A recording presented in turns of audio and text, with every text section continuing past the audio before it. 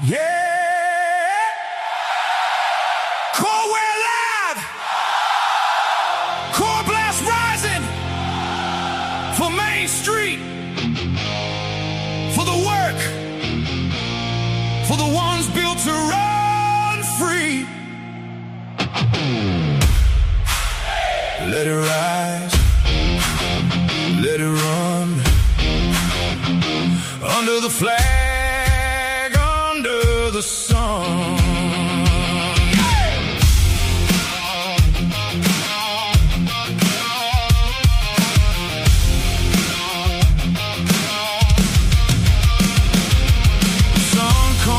On a Main Street sign, keys hit the door and it's business time. Screens come alive, orders move fast. Another day built to outwork the last. From the first sale made to the last box out, this is what American work is about. The stores, the ranges, the people who grind. Coreware keeps the whole thing in line. Raise it up, let it roll. Coreware built for something more. Every tool connected, every move made clean. Power in the people behind the American dream. Built to run free, built to stand tall, built for the stores that answer the call. Built to move fast, built to hold strong, built for the ones who keep pushing on.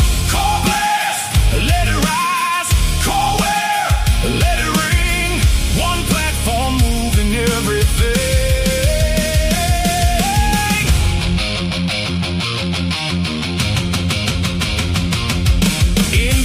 Tight customer flow, payments and products ready to go. Less wasted motion, no falling back. Coreware keeps the whole shop on track. When the rush rolls in and the pressure gets loud, the right platform helps the team stand proud. Behind every counter and front door name, the work moves forward, the mission stays the same.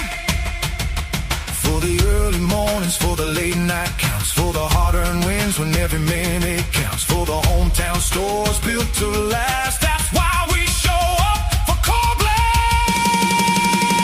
Built to run free, built to stand tall, built for the stores that answer the call. Built to move fast, built to hold strong, built for the ones who keep pushing on. coreBLAST, let it rise. Coreware, let it ring. One platform moving everything.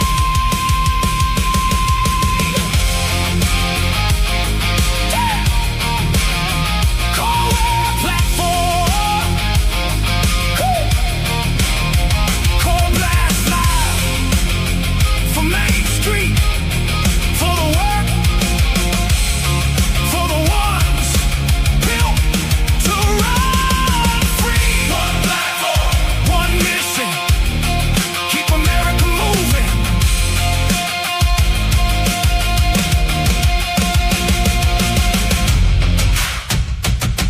Hey!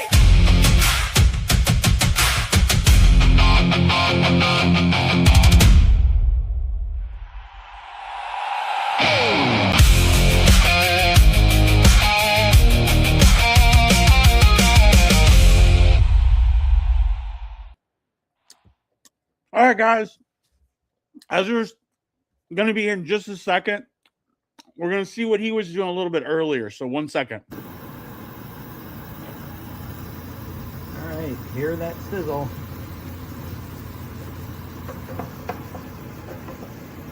Got the butter going. Here we go, folks. All right, happy July 4th, everyone. I know it's early, but it's okay. We can start the celebration now. Got our tomahawk steak here. I don't know if I can finish it, but I'll do my best. What do you think, Joel? Looking good. Got honey roasted mushrooms and potatoes, including some purple yams. And we've got some Parmesan broccoli. Need something green on the plate. Don't need much of it, but that's what I got. All right. I hope you all enjoy the webinar. I got mine too.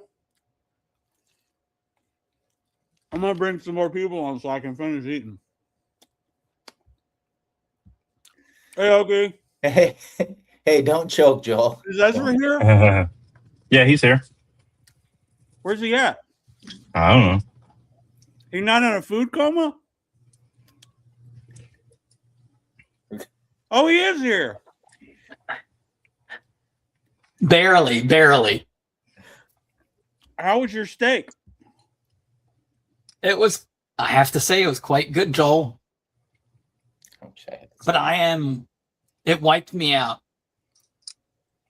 And no, So- I didn't finish it. So this may be like a 3.5 hour instead of an 8.5 hour. Yeah. Maybe 250 more like- minutes. Maybe more like half an hour. It's a lot of food. Yeah. Is So, that grain-fed beef? Brian asked, is it grain-fed? Oh, I have no idea. It's American, so probably not. no, nor does he care. So, Joel, did you grill yours on the grill? I assume? No, what I did is I No? did the reverse sear, so I put it in the oven for like at 200 and something until the internal temperature is around 125 for Yeah. medium. That's good. Yep. And Medium rare, 125, yeah. And then I took my what you call it, cast iron. Skillet? Yeah, I I got thought it. you were going to say flamethrower. Holy moly, I have one of those. I should have done that. That would be awesome. No, I took the cast iron, got it as hot as I could, and seared it. So it's called the reverse sear, and it really is. You Yeah. did it in reverse because I seared mine first and then cooked it. I actually used the convection oven. And then my temperature was right at about 130. I got me a little, me and my gadgets. I need my little gadgets here. So I got my little digital gadget I literally have almost the same one. as a light. Yeah. Works pretty good. Yeah, it does. So Yeah, I did I mine was last impressed. night because I knew it was going to be our we're going a little early today. So I actually I was way hungrier than I thought, or I was less hungry than I thought. I did some eggs and then that steak and a little rice, and I was not feeling well after last night. I felt really horrible because that steak, there's so much meat, and it doesn't look like I ate a whole lot, but I probably had, I don't know, that's probably 40 ounces, that whole thing. So Yeah. I've got at least 2 meals out of it. Two Oh, more. yeah. Whew. Yeah, well, Man, okay, so we really did bad idea to do this before the webinar, let me tell you. So I'm I just going to know. let Colt and Oki run this one. and we did send So our everyone. we did send those tomahawks to David. Oh, They had nice. they had some stuff go on that he can't fix them today. So I think no they worries. arrived yesterday. So he's sort of a one-man Cool. operation, but I know he's probably going to shoot us a picture whenever he does it, because Yeah, that is we'll need a picture. yeah, we love when people enjoy their chow, and Yeah, exactly. it's very that's as Exactly. close to communism as you'll ever hear me talk. We just love everybody enjoys their food. So Amen. go ahead. I need to let my food settle because I know it was just for show, but those 4 or 5 bites were probably an entire meal. So Hey, so let's start by reminding everyone 2 really good webinars coming up next week. July 7th is, I really think everyone's going to enjoy this one. We're super excited. And it's going to, I really think it's one of those that will be very impactful. So that's July 7th. We're going to be looking at our marketing module, but I guarantee you haven't seen anything like this. We're super excited about it.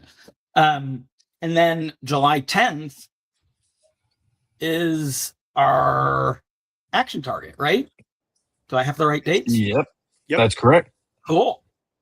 Very cool. If you are a range owner or operator or manager or thinking about putting in a range or thinking of buying a range, definitely attend the action target. We've got a really good webinar. We're going to go over how Coreware handles ranges in general. We've made a lot of improvements over the last literally 30 days in terms of our overall platform. And we are going to also, of course, tell you about our integration into Action Target, which is extremely good and already running, already working, and already making some shooters really happy, where they don't have to leave the stall. They get in quicker, maximizes their time, and it's really, really working great. So super exciting. All right. So Oki, you're here. Hey. What's your shirt say? Oh, Dunder Mifflin. It's an office shirt. Oh, Yeah, Dunder Mifflin. Paper company. Oh, okay. Cool. Do they make muffins? No. They make paper product. Well, they don't make it. They resell paper products. Gotcha. Okay. There's a lot of money in paper products, let me tell you. Is there really? Oh my God, Joel. Seriously. One of the richest people I've ever met was actually a guy that was in the box business. Lived on Clark Avenue, New York. Cardboard boxes. I was picked up by his chauffeur in a limousine and went to breakfast with him and was sitting amongst the richest of the rich. Yeah, this guy was loaded. So don't knock paper products, consumables, ammo. Irving says paper moves the world, so it does. I mean, just the amount of money in void fill is incredible. I mean, I spent every year at Sports South for 18 years trying to lower our void fill costs. You guys know what void fill is, right? I was going to ask you what it is. I'm waiting for you because I knew you were going to tell us.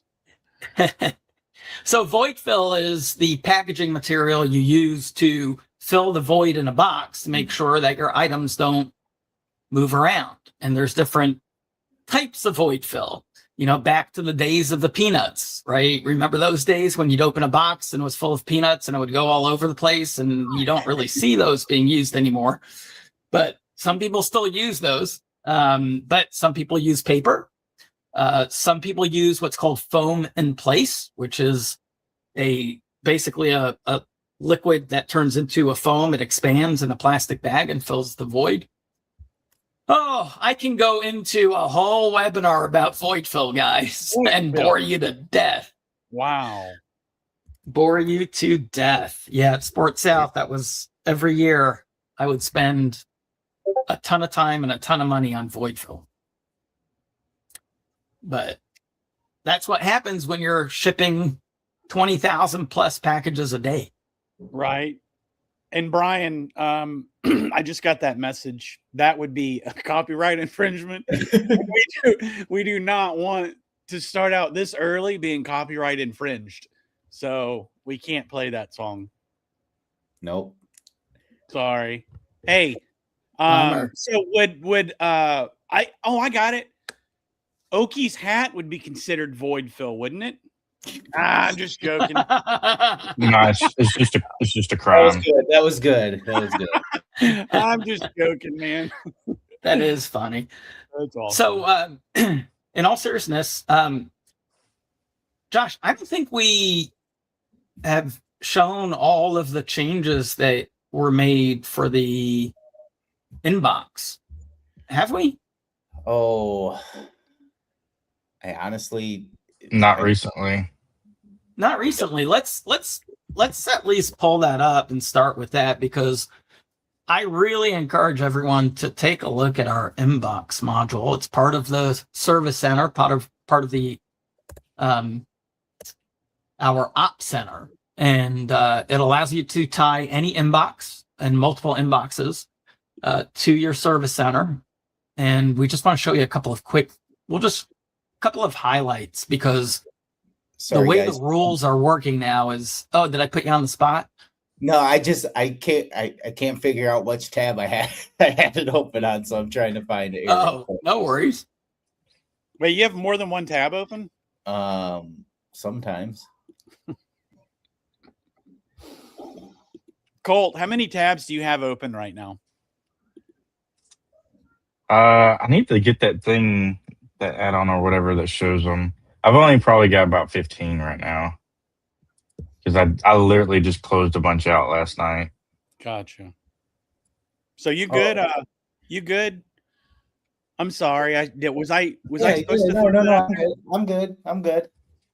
Hey, if you could just do me a favor, we let everybody know that this is training data. This is not anybody's real information. So no, we would never ever do that. That would so just please be don't. Training data. Yeah. From my absolute demo data. Yes. Demo data. It's not even a real email. No, it's fake. It's not even how you spell his name. Right. No, They're we all forgot fake. the Oakley in there. Oakley. Yeah. All Oakley. right. You wish you were an Oakley, Okay. not an Okie.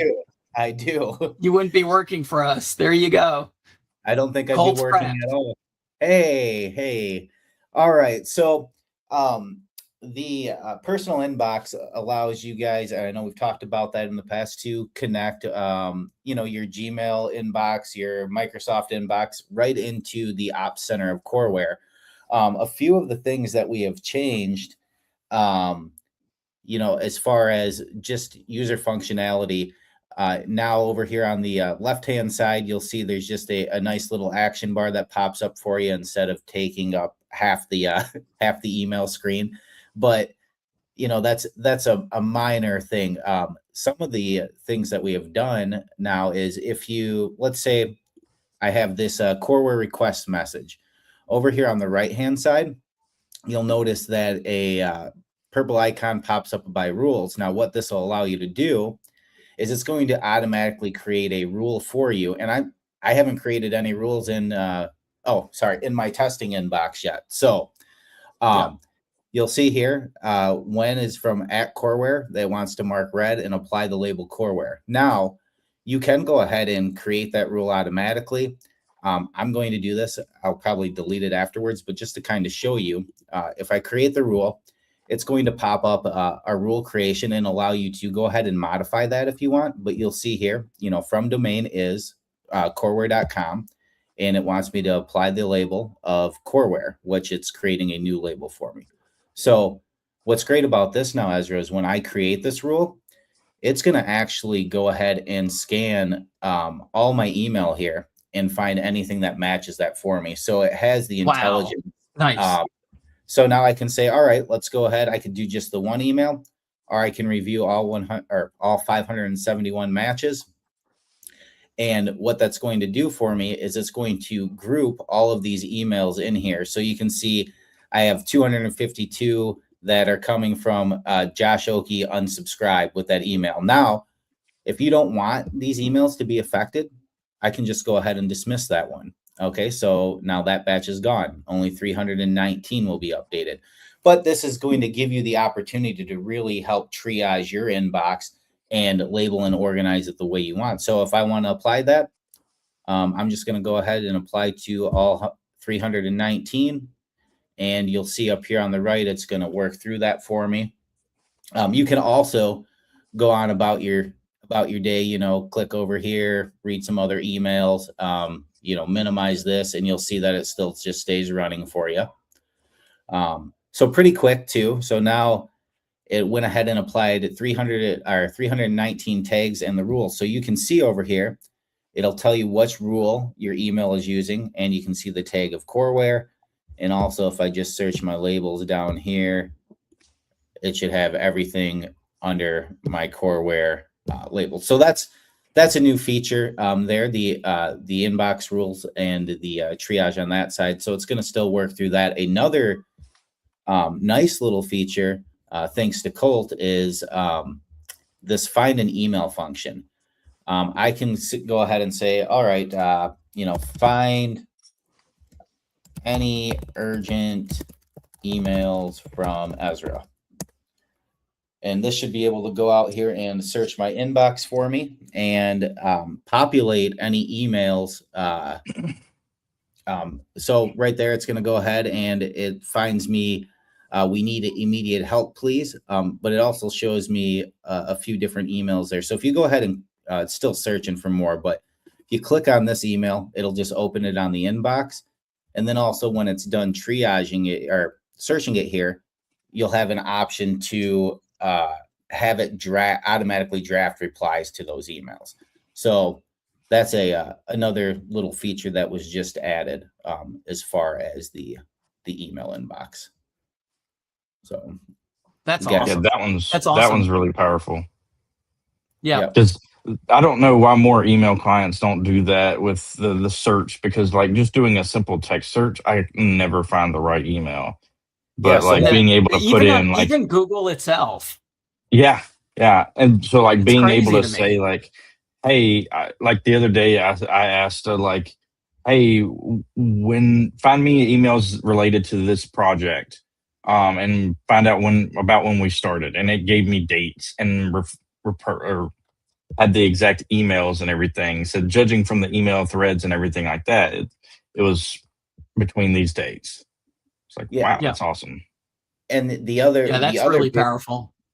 Absolutely. The other big thing, the big change in, I know we were working on this, is the triage my inbox. So what triage my inbox does is this lets you actually, and this is great for someone who maybe has no rules set up or hasn't done anything at all. Your first initial venture into the inbox, which will allow you to go ahead and build all, a plan for all your emails, a specific time range.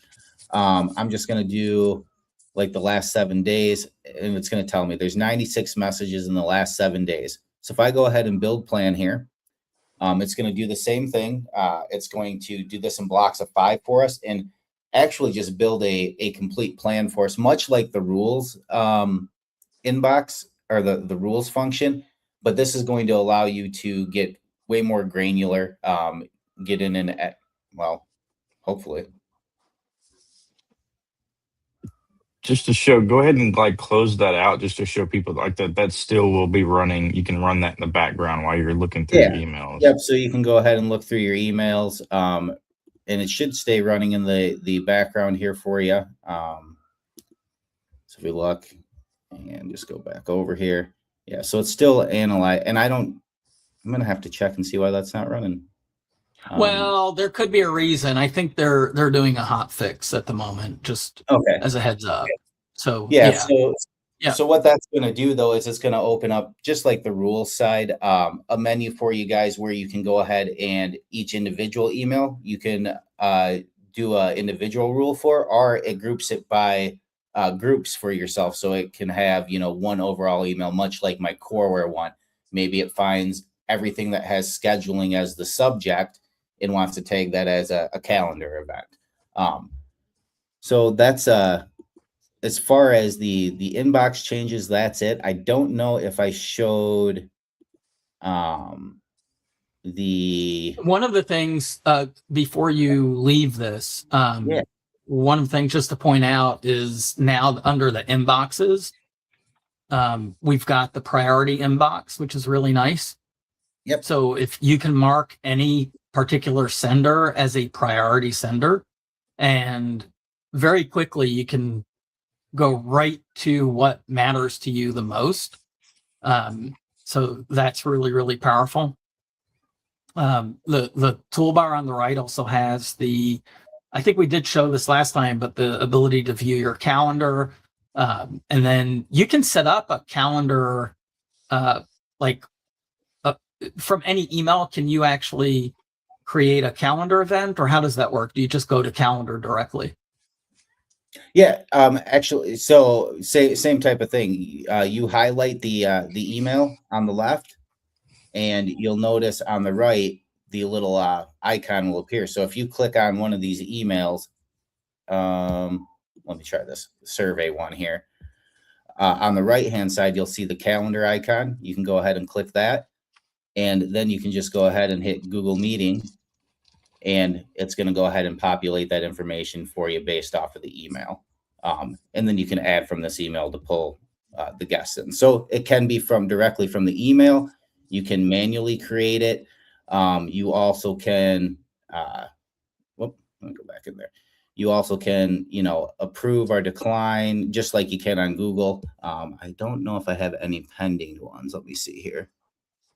It would be nice, and I know Colt's itching to put some requests in, but it would be nice if I'm reading an email, someone's asking me, Ezra, when can we meet? If I could include, just a link to here's my available times. Okay, could do that. Well, yeah, and part of that is we'd have to get together, and just make sure we can set up a personal calendar, which again our scheduling module allows. So, and this links to that scheduling module too. It uses the same calendar connection. Okay. On the back. So it creates your, anyway, we can, I don't want to bore the audience, but yeah, it would be really helpful because I find myself, a lot of times people are sending me an email, they want to meet, and just would be easy to respond with, just click here to book a time. Yeah. Pull your availability link in based off of basically the schedule inside of Coreware if your calendar's linked. Yeah. We could definitely do that. So we'll talk about that. Oh, real quick, I do not want to interrupt, but we're not recording Oki.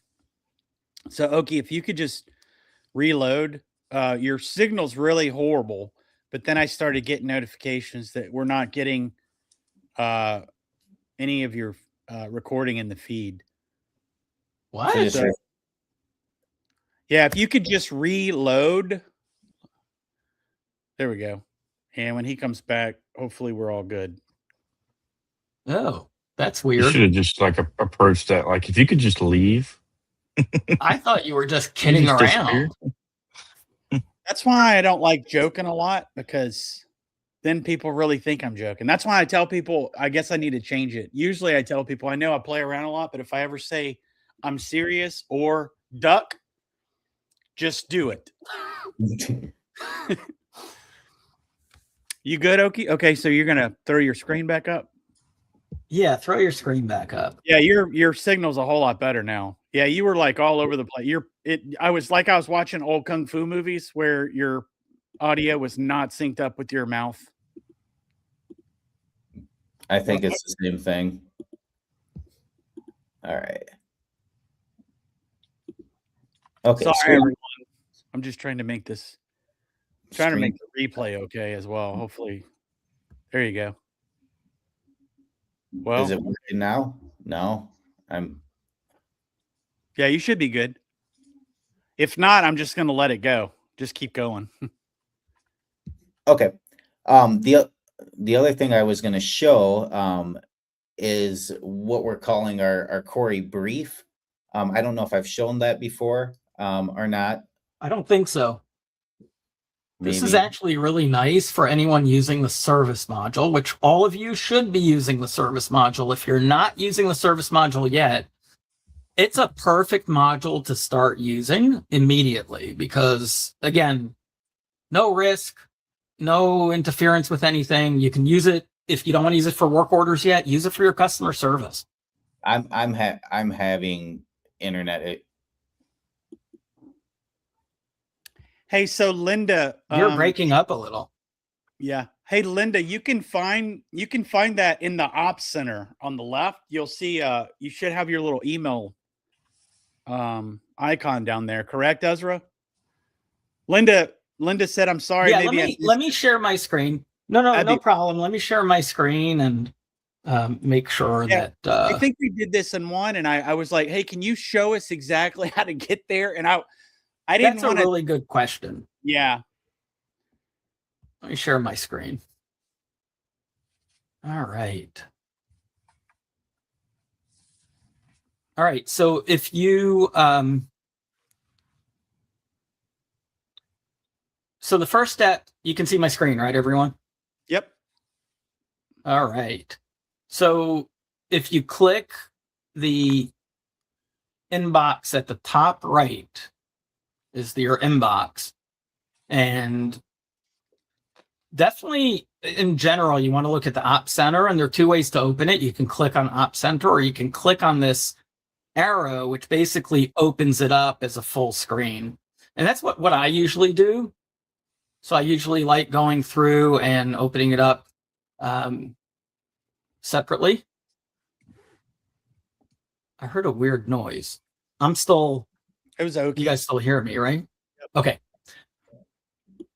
All right. So I'm just in a demo environment. That's why I have no requests right now. You know, all of these, there's a lot here, but keep in mind, you can go down to settings and you can literally turn any of these on or off. So, I mean, I literally can start turning all of these off so I don't have much in my menu if I don't want it.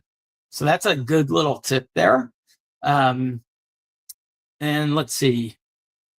Do I not have, oh, you know what? I don't have any. If you're not seeing it, I think it's because your email inbox is not set up yet. Is that? If you, Is that so if you're not seeing the inbox, the email. Oh, the email inbox.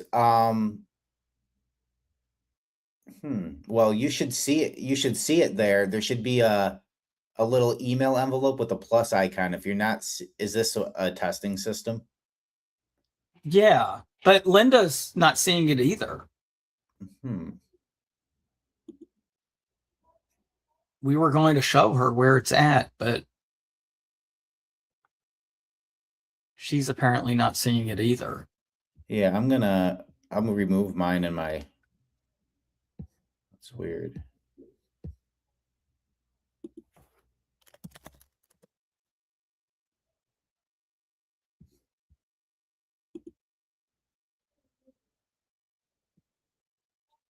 Let me see if I have it in my other. Okay, I just pulled up, just for now, while you look at what the issue is, I pulled up a different environment where you'll see I've got some activity. This is Playground. So you should be seeing the connect your email inbox right here. And it's asking me to subscribe. I thought we had a trial on the inbox. We're supposed to. Okay. Yeah, because we want everyone to be able to try it out. So, Linda, we'll get back to you because there seems to be a general, maybe in that last update, okay, something happened. Okay, I'll take a look at that. Or it's not showing. So yeah, so we can, we'll have a look through.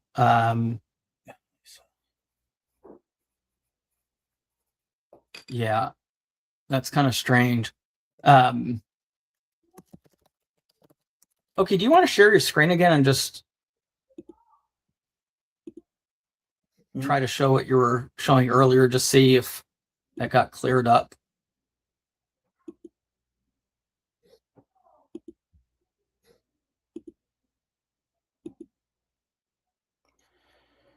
Okay.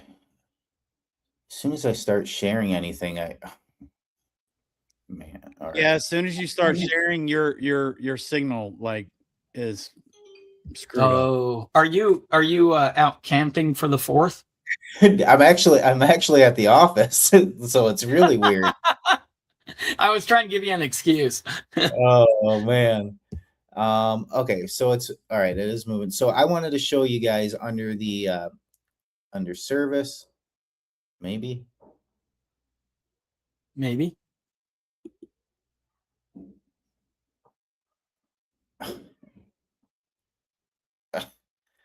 Nothing is. It just as soon as I share, nothing works for me. I wonder don't if know. it's StreamYard. I don't think so because yours is working fine. No, I'm having some ID issues too.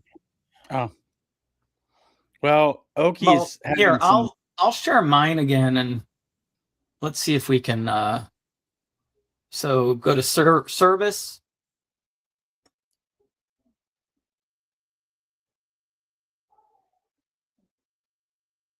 Let me load up again. All right. Go to service.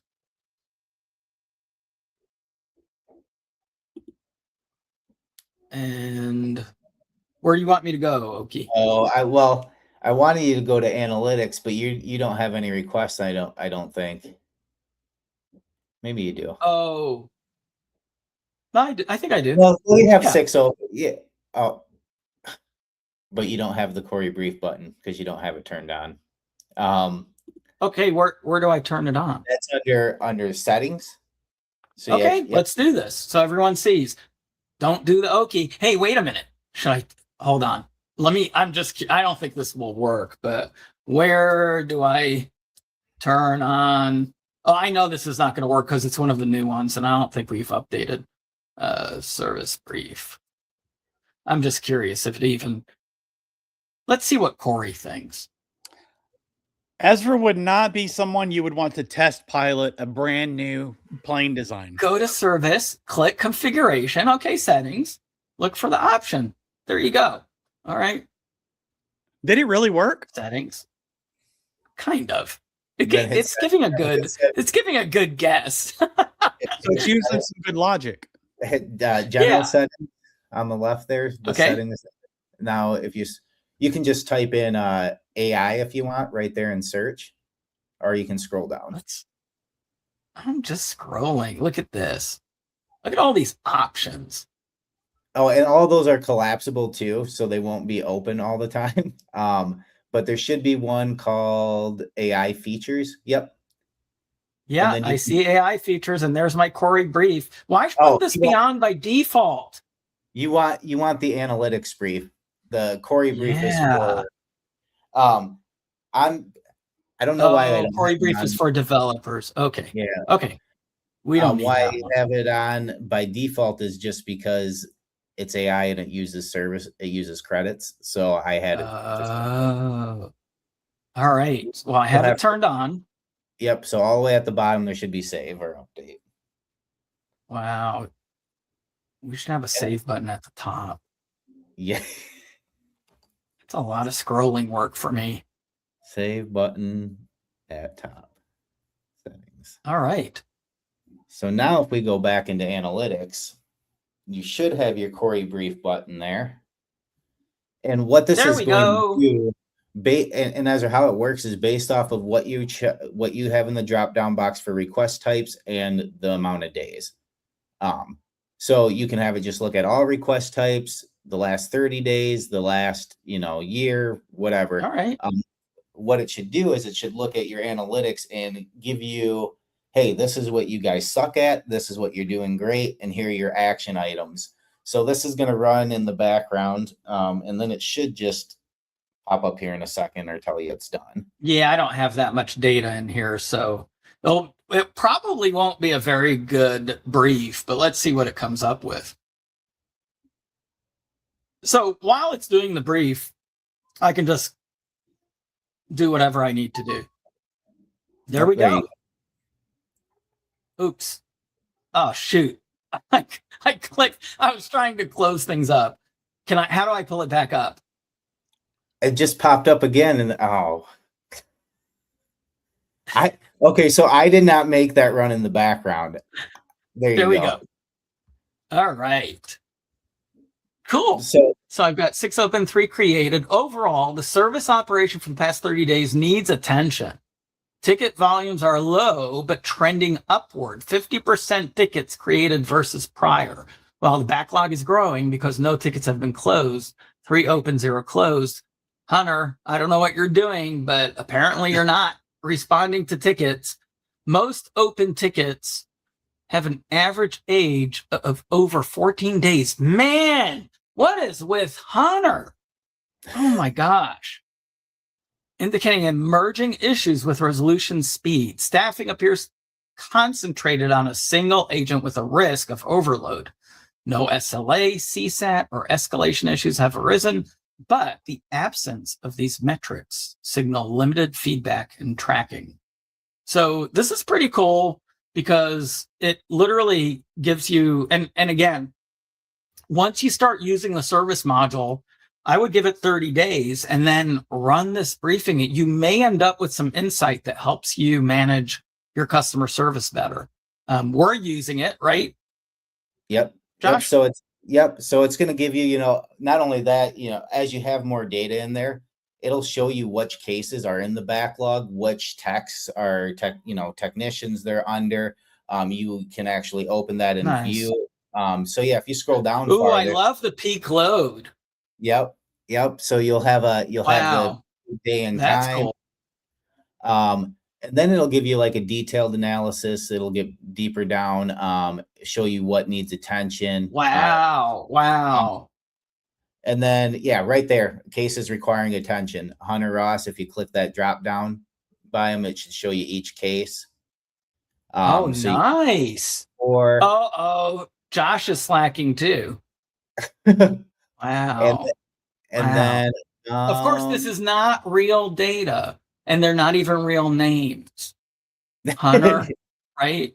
We're in the industry of hunting, hunter, Colt. None of these names are real.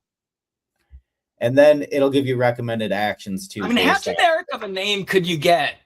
Hunter Ross. I mean, seriously? That's definitely Hunter fake. Ross. Yeah, totally fake. Hey, I have a question.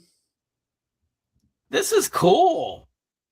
Yep. And then you should be able to download a PDF too, but I haven't tested that on production. It works on testing. I didn't try it yet though, on live. So.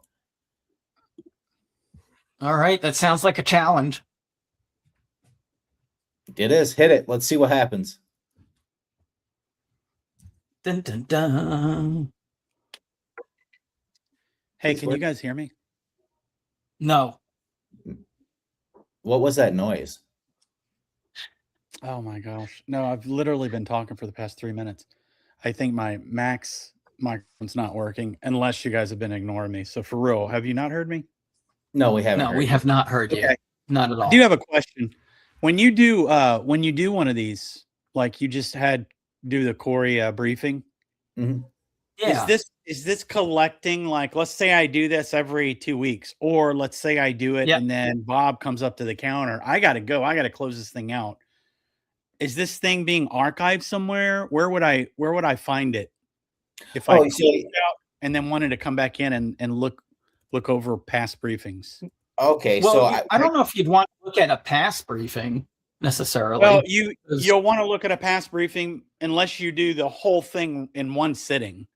So like if I'm looking at it and then I get pulled away, is it somewhere I can go find it Sounds easily? like you're kind of old school. So for old school people, that's what the PDF download is there for. Okay.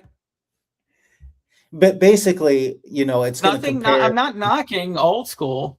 No. I mean, that's literally how that's exactly what I would use. Yeah, that's what I would do.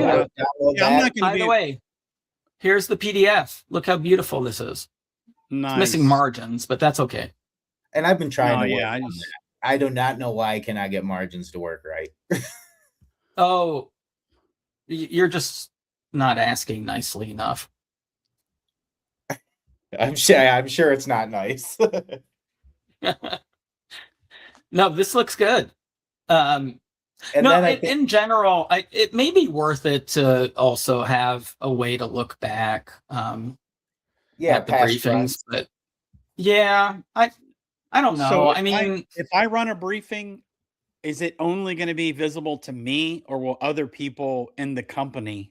It's only to you. It's specific to the user that hits run. Gotcha. Okay. Yeah. So we literally have Ron, who's our operation manager. He's now running this every week, once a week. Because again, everyone remember, we build these tools not just for you, we're building them for ourselves. And our whole goal in life is getting better and better with our customer service. I've stated it from day one of our company. We know we live and die by customer service, and it's an ever evolving challenge. So, we are building these tools to make our business better, which we know if it makes our business better, it will also make your business better. So Absolutely. This is really powerful, really, really powerful. I can definitely see this being something that we would want to spread across different modules. Yeah, I think it makes sense for your marketing team to have a brief to know what's gone out, what's been successful. It makes sense to have a sales brief, for your salesmen. So, I think we could look at having that in our ops view too, just have a daily briefing tab for, whatever department or the individual user itself. We could figure something out for that. Yeah, or even have a briefing on sales, like how am I doing these last 30 days? And it could give you action, really powerful. And hey, this sale worked well for you, 3 months ago. Let's try to run one, another phishing sale here at the end of the month, something like that. Yep. I mean, we could definitely make it pertinent to your business and to use that information. Sorry, squirrel. No, that's pretty exciting. Very cool.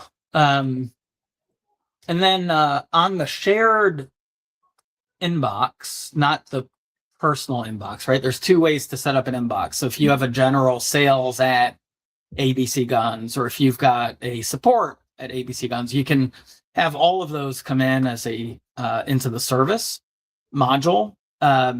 I think you made a few changes there too, enhancements, so that spam is handled better, right? Yeah. So, do you want to show your screen again by any chance? Sure.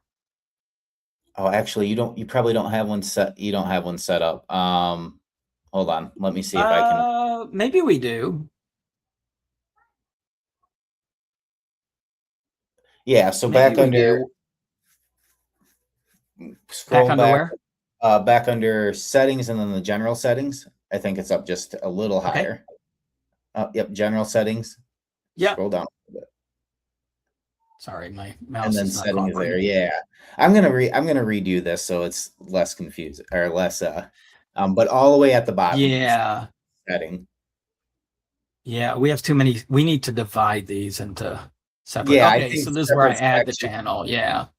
Yeah. So and I don't think you can hold on. I think I might have one set up just so I can show you the new settings. Hey, you check that, and I'm going to share. Okay. I don't know if I should be sharing, but I just ran I want to show that this works on live. This is the Coreware brief, and you'll see the last 30 days. We've got 586 overall open requests, right? So that includes feature requests and suggestions. So I don't want everyone to panic. Overall service health, last 30 days, needs attention. Volume has surged. Wow. 46%. Yet the team managed to close slightly more than they opened. Customer satisfaction remains excellent. Thank you, customers. 863 reviews. We're at a 4.99%. SLA compliance is good, but below best in class. So we do have service level agreements that we set up. The most urgent concern is high and aging backlog, which I actually attacked a ton of tickets, ton of requests. Hey, you're using the word tickets. That's confusing. And several agents overloaded. Yeah, I'm overloaded. Not anymore. I have less than 10 requests open. Ooh, Kyle and Tori and Mark. Look, I'm not in the list anymore. You're not in the list. All right. That's all I care about. That's all. This is good. This is very, very cool. I just don't like talking during leadership meetings. That's why it got made. When you just run it. Yeah, this is awesome. Very cool. Yeah, we need to cover this each week. All right. So I got I'm frozen again. As you can see, I'm looking up at the ceiling still. I don't know if you can hear me. Oh yeah, you look so happy, Okie. You lost your background for a second too. It was weird. If you throw up my screen real quick, I'll stop sharing. I just wanted to show you the new, or I'll show you the new settings. Hopefully make it. Am I not sharing? There it goes. You All are. right. It's Sharing's caring. taking a while.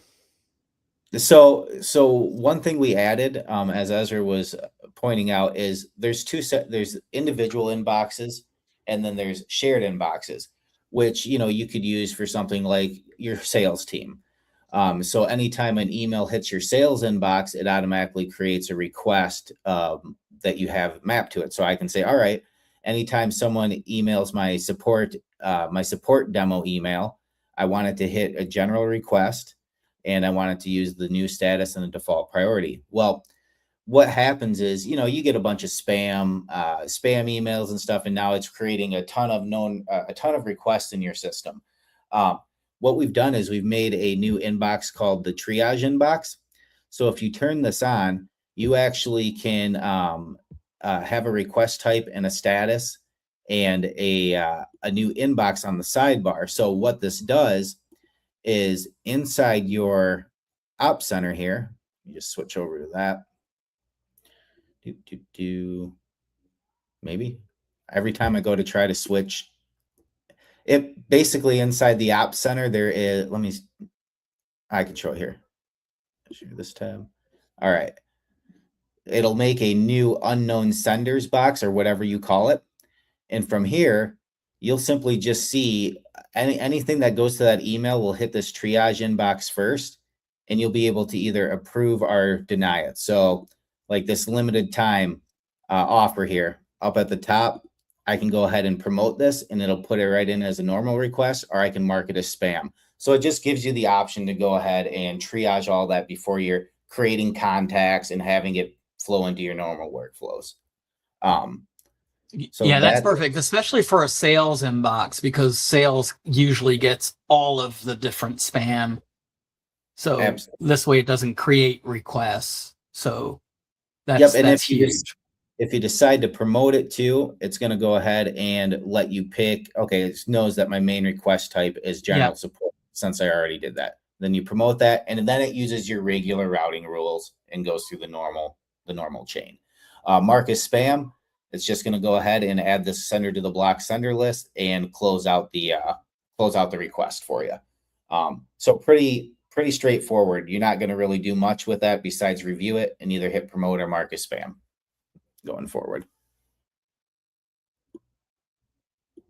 So nice. All right, that is what I have to show today. Good. That was good. Thank you, Josh. Thanks for putting me on the spot. I yelled at Joel right before this. I said, Joel, can I get a request put into my email like a week before we do these, so I know I have to get on here? And he says, Ezra just loves bringing you in and throwing you in the fire. And I said, all right. We love surprises at Coreware. Well, he would have known if he had been on that last webinar. Exactly. And I would have had a steak too. I would have bought a steak. Yeah. Well, if you would have watched, that means he didn't even watch it. He didn't even watch it. You would have known to do that. He didn't even watch it, Colt. Wow. Where's the "Don't Do the Okie" song? Come on, cue it up. Do we have that song still, or did you delete that? I don't know. Apparently, our MC is struggling. He's hopefully he's not choking on the talk. There he is. I mean, this would have been the perfect timing to just throw the "Don't Do the Okie" song, but I think we've lost the moment. Entire video takes too long. Hey, look who's joined us. Who's that? How's it going, guys? It's going good. How are you doing? Doing good. Waiting on a dog delivery right now. Nice. Hopefully you didn't A pay hot too much. dog or pet? No, not paying at all, nor getting paid. Yeah. No payment for dog sitting. Cool. So You'll get an invoice. I have a great new proposal module set up now. So Colt, you got anything on the notebook side just to share? Because there's I don't think we showed some of the latest lately. Am I right?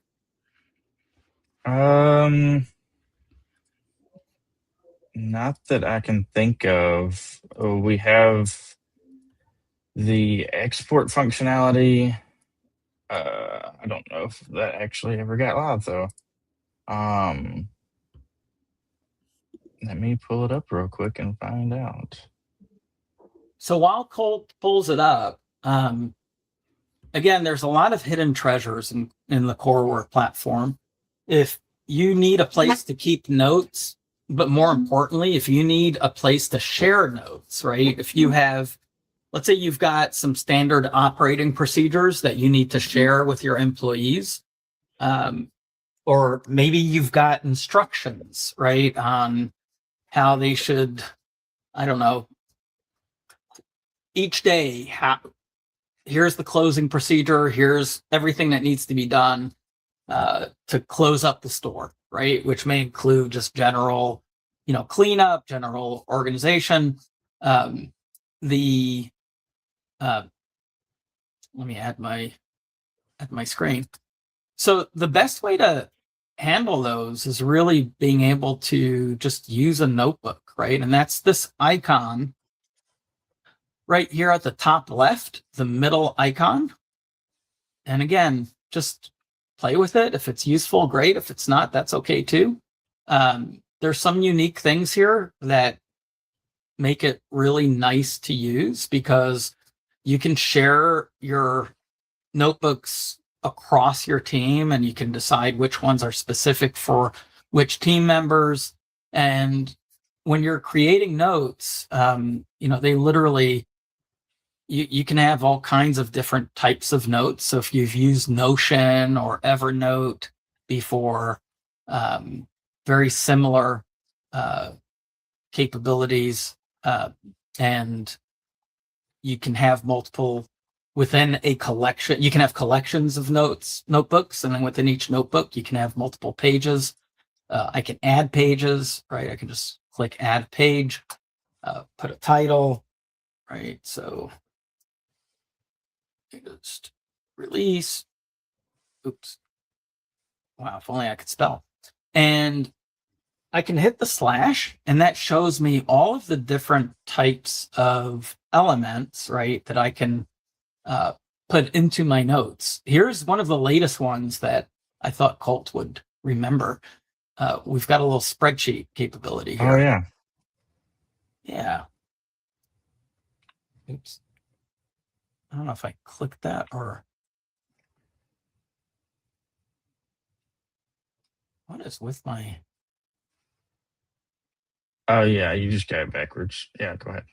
Yeah, now slash, and then the spreadsheet. Oh, now spreadsheet. Yeah. Oh, Did it do anything? It didn't. I have to put in a request for that. It was working before. Yeah, it looks like the export hasn't been made live yet, but yeah, the other thing with that is the ability to convert to a form has been added. So if you have a form that you've uploaded to a note or something like that, yeah, you can take that note, you can build it out in your notes and then convert it to a form, and that'll that's right up here. Actually do that. Yep. And that was one of those things that came out of a necessity that I needed because I built out a form and I needed it to be an actual form. So yeah, there it goes. Yay. I think the spreadsheet still, I did a table and that's working good.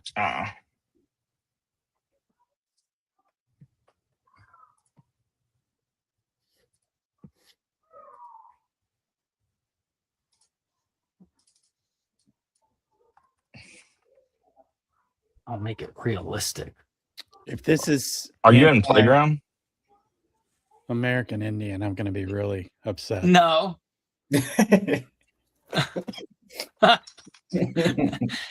Am I supposed to be in Playground? No, it should work. Oh, Nice. That's an Nice, interesting that's not bone. bad. That bone is literally a handle. I love it. It's an X. That is Oh, awesome. I love it. That is awesome. That was fun. Wow. That was actually really fast for an image generation. It was really fast. Hey, can I ask anyone here a question? Can you? No. Because I know that if people are the 380,000 people that are watching right now, they're like, hey, this is a business operating solution. What am I going to use an image generation for? Like, what do you guys have? Because I know probably Oki does. Your marketing images. Okay, so give me an example, like maybe for a campaign or something like that. Yeah. And these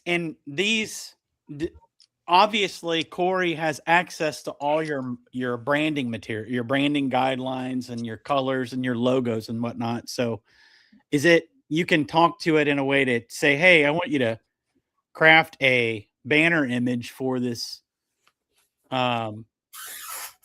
email campaign I want to run. And I just want you to use my colors and blah, blah, blah. You can do that.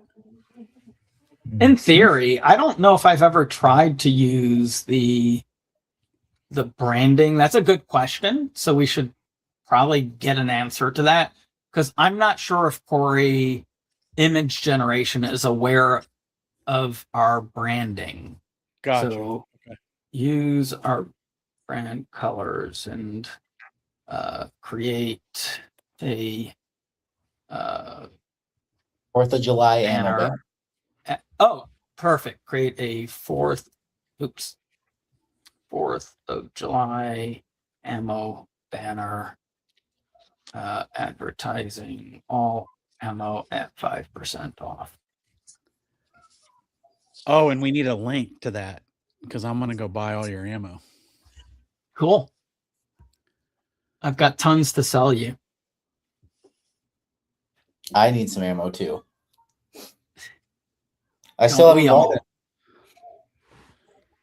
You haven't bought any ammo? Nope. All right. Well, we need to take him shooting first before he goes and buys ammo.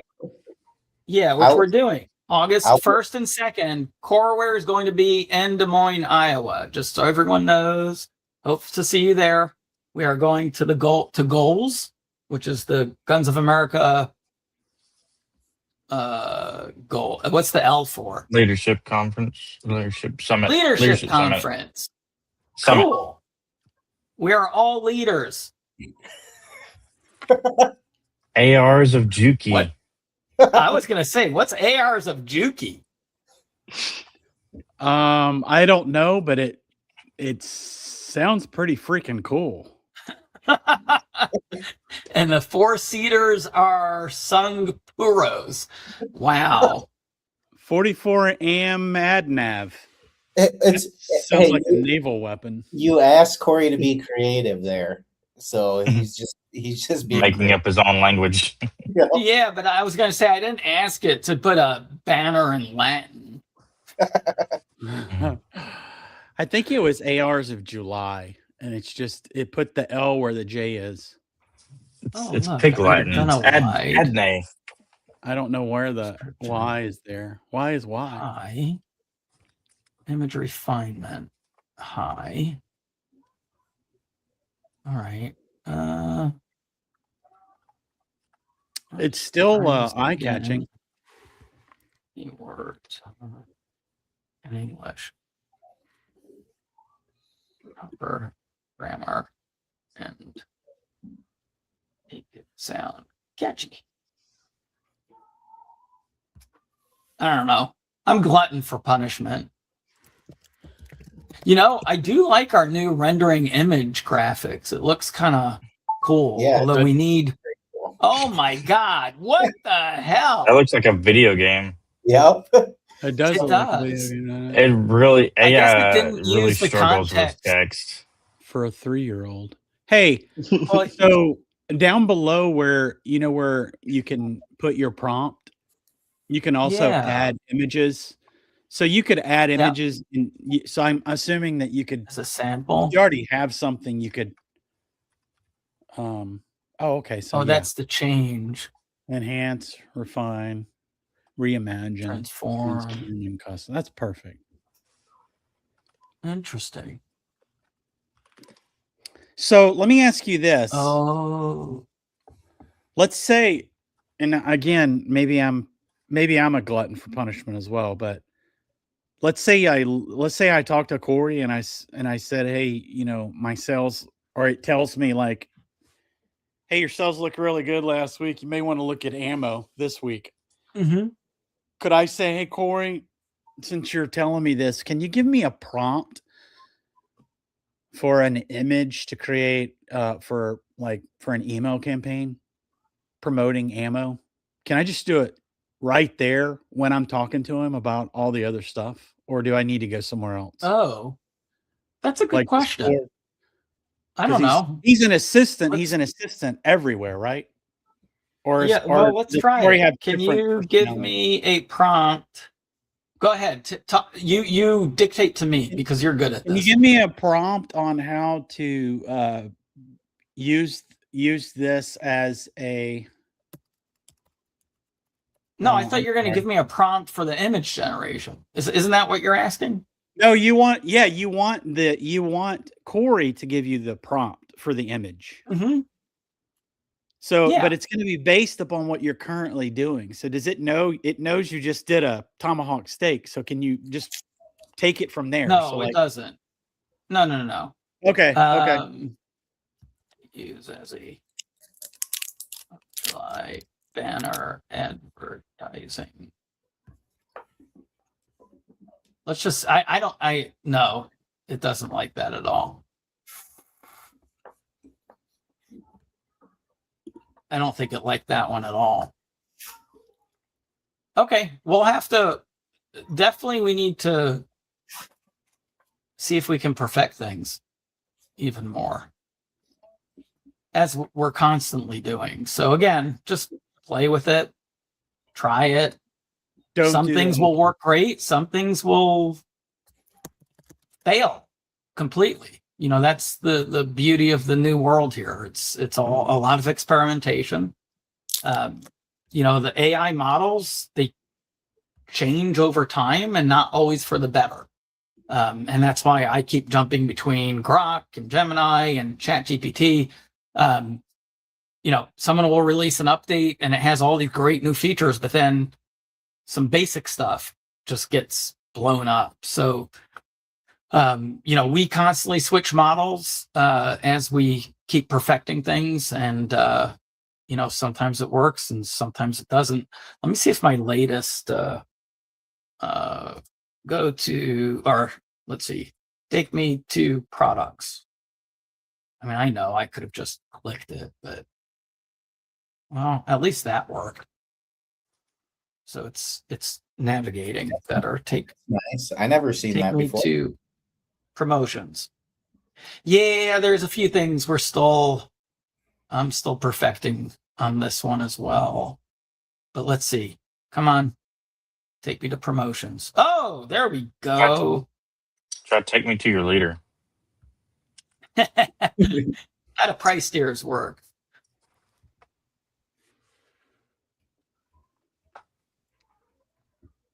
Let's see if it's great question. Price tiers let you set different prices on products. You create one or more price tiers. Yeah. All right. That's getting better. We're still perfecting. But you can start playing with, remember, Corey is that compass right in the middle there. If you have questions, we'll try this one. How do I set up a personal inbox? Or How do I connect my personal inbox? Nope. It probably doesn't Hit a have snag. the new Yeah, pretty recent, so it doesn't. That's interesting. So it hits a snag as opposed to just telling you I have no clue. Interesting. Very, very interesting. Well, our compass is still pointing north. That's good news. Have you ever tried to ask it what a snag is? What exactly is a snag there, Corey? You just told me you hit a snag. What does that mean? And watch, it's going to hit a snag again. Or I stumped it. Thanks for catching that. In this conversation, a snag just means you tried to go to the screen you wanted, but there was a brief pause before I could take you there. Does not mean there's an error. Message. If you lose connection, if the page fails. No. Yeah, it's hallucinating a little. That's fine. still pretty cool. Yeah. Still a baby. We're still training. We're still every day it gets more aware. It does. It really does. Cool. Let's talk a little about purchasing. Because we looked at purchasing last webinar. Oki wouldn't know because not only did he not attend, but he didn't even watch it. I'm crying right now. You can't see it though, but I am. No, you're not. Oh, we I can see it. was. I You was. should I be just crying. I wiped them all away. Oh, you know what? Let me just switch to where we've got. Let me switch to the demo. Share this tab. All right. Okay. Well, we've got some purchase order data. Good job, Hunter.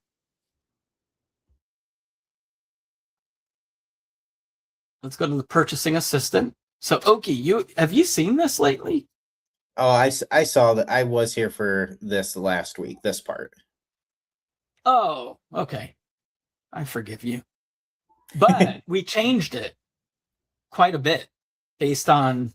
See, this is one of the reasons I do the webinars, because as I'm doing the webinar, I realize, oh, shoot, we should improve some things. So since last webinar, this whole assistant has blown up in a good way. And let me start by showing you our reorder screen. So this is really cool. Have you seen this, Oki? I have not seen all of this. Good. I was hoping you'd say no to something. Oops. Close. Sorry. So this is really cool because I know you obviously you've been in the industry for a long time, and I think that all of the good systems, ours and some of the competitors, always had a place to set your mins and maxes. You know, and some people call them reorder points, some people call them.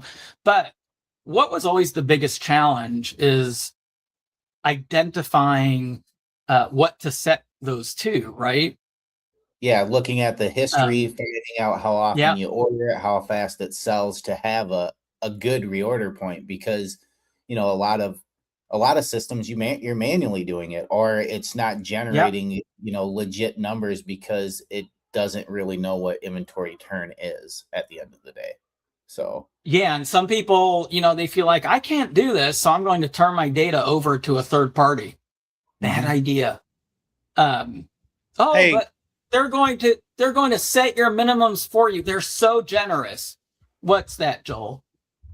So I do have a question about that, because I think maybe people can get confused. Like if you set your mins to 10, right? I've got 10 of these orders, and you do that across the board, you could be shooting yourself in the foot, because that 10, right?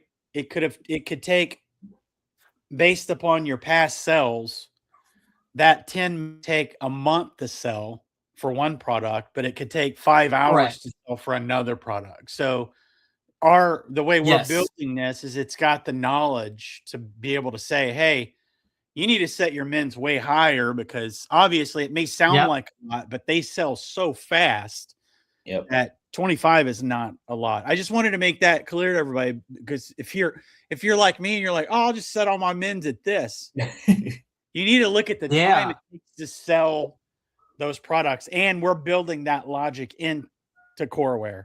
Well, and just Joel, here's the beauty. Yeah, go ahead, okay. I was just gonna say, well, you're gonna touch on it, but a lot of systems I used, I mean, it was always like, oh, the minimum is what you should keep in stock for 30 days, and the maximum is what you should keep in stock for 60 days. And I don't think that's right either. Like Joel was saying, I mean, stuff moves faster, than one can move. You can move 10 in 10 in 5 days, or 30 in 30 days. So I don't really know the logic behind it, and I hope you can explain how Coreware is going to be working. Are you trying to put him on the spot? Gee whiz, dude. A little bit.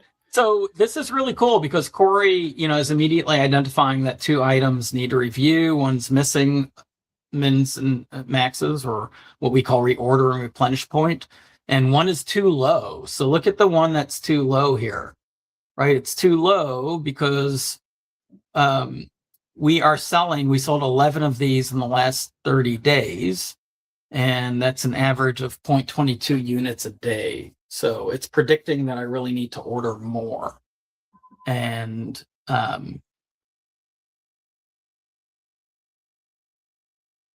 but really what we're doing too is all of these are healthy. And by the way, good job, fake employee Hunter Ross, for actually setting some data, because makes it easier to demonstrate. So here's a rare moment where Ezra is actually complimenting our fake employee. Usually I'm bitching about him, but especially because he's never here, so it's always easier. But not real. We have some data here. And what's really cool is I can still human touch, right? I can still just click edit and edit any, if I know, hey, you know what? These targets, I think they're going to become the hot commodity. So let me actually increase my replenishment order, and I want to order at least a dozen at a time, or maybe I get a break, right? So there are times when, you may want to increase your numbers for a reason, holiday coming up, etc. But you'll see that, again, you can use Corey to evaluate things, and it will literally do an analysis for you. But you can also go through, you can actually break it down. So again, usually you have a lot of items, right? So it's good, maybe once a week you choose a different category or a different manufacturer, and you just work through the system, and you can literally see, here's items that have no velocity, meaning they're not selling. Here's items that are healthy, right? Meaning I'm predicting that this replenishment point that's set is healthy, right? Meanwhile, here's one that's too high, right? I'm not selling. I've only sold one of these in the last 30 days. So again, this is still using the concept, Josh, of the 30-day historical in order to calculate, but that's pretty standard. Yeah, right? That's yeah. standard accepted practice. It's actually giving you the turns per day and stuff like that, which is nice. Where most systems that I use don't show you what you're selling per day. It is just the flat 30/60. Exactly. Yep, exactly. So in this case, maybe I should change it to the suggested levels, or maybe I'll do it. I just want to play it safer. So as soon as I go 5 or below, it will trigger an order. And now I don't have any that are too low because I just fixed it. And you can work location by location. So at the top right here, you've got your location. And again, the key is just start small, right? Because you want to, you can let Corey just suggest. And again, you can click the button, apply 2 suggestions, right? So in this case, I have 2 suggestions. This one is too high. This one is missing. All you do is hit apply and it's done. Boom. right? But you still want to review things, right? To me, just putting everything on autopilot, it's no different than letting your Tesla go on full self-driving. You will crash. Sorry. I don't know what's scarier, Ezra. You're driving or Tesla self-driving. I'm sorry. Oaks is about to get sued by Musk and Weinstein. Hey, Ezra, I do have a question. Can you go back to no velocity?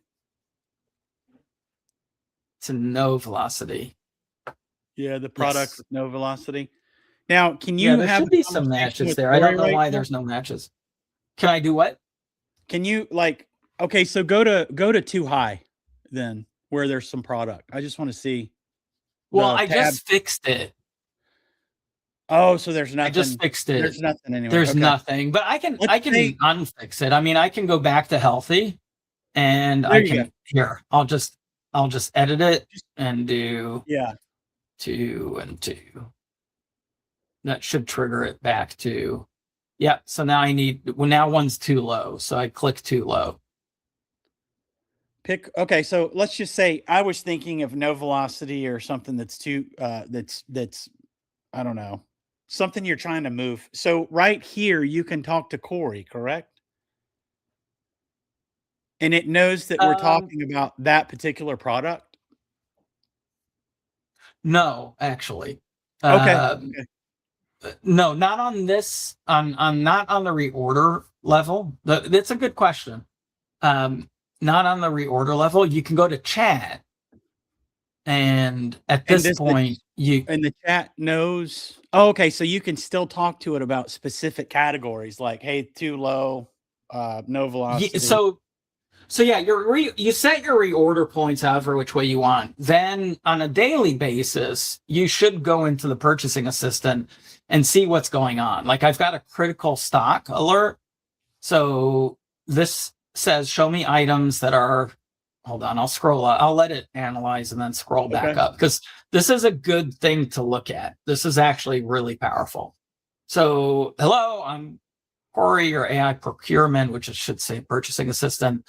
Somebody remind me. I renamed it to something simpler. Purchasing assistant's a whole lot easier than procurement advisor.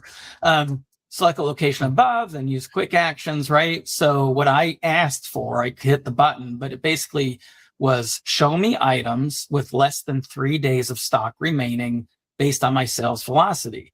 These are critically low and need immediate attention, right? So this is looking at anything right this second that is way too low that I better order because this thing is selling, right? So that's why this is, I think, something good to come into every day or every other day or at least twice a week as an owner or store manager and start looking at this.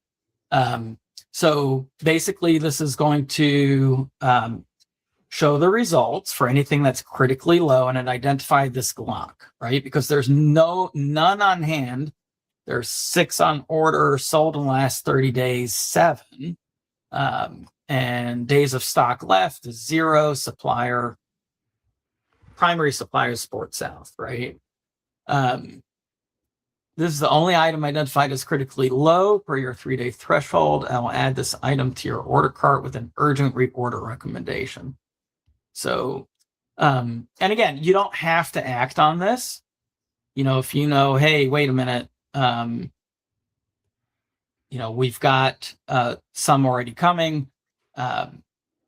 It's just identified this particular item, right? So I can just clear this, right? I don't have to act on it, but at least I can look at what's going on. I've got an item below the reorder point at this point. So let's look at this one. So again, any item I can assign, any number, whichever supplier that might be supplying this item to me. I hate when things are not proper cased. My OCD doesn't like it. I'm saying. Thanks, Hunter. Ross, fake employee. Yeah. Yeah, fake employee. We're doing good.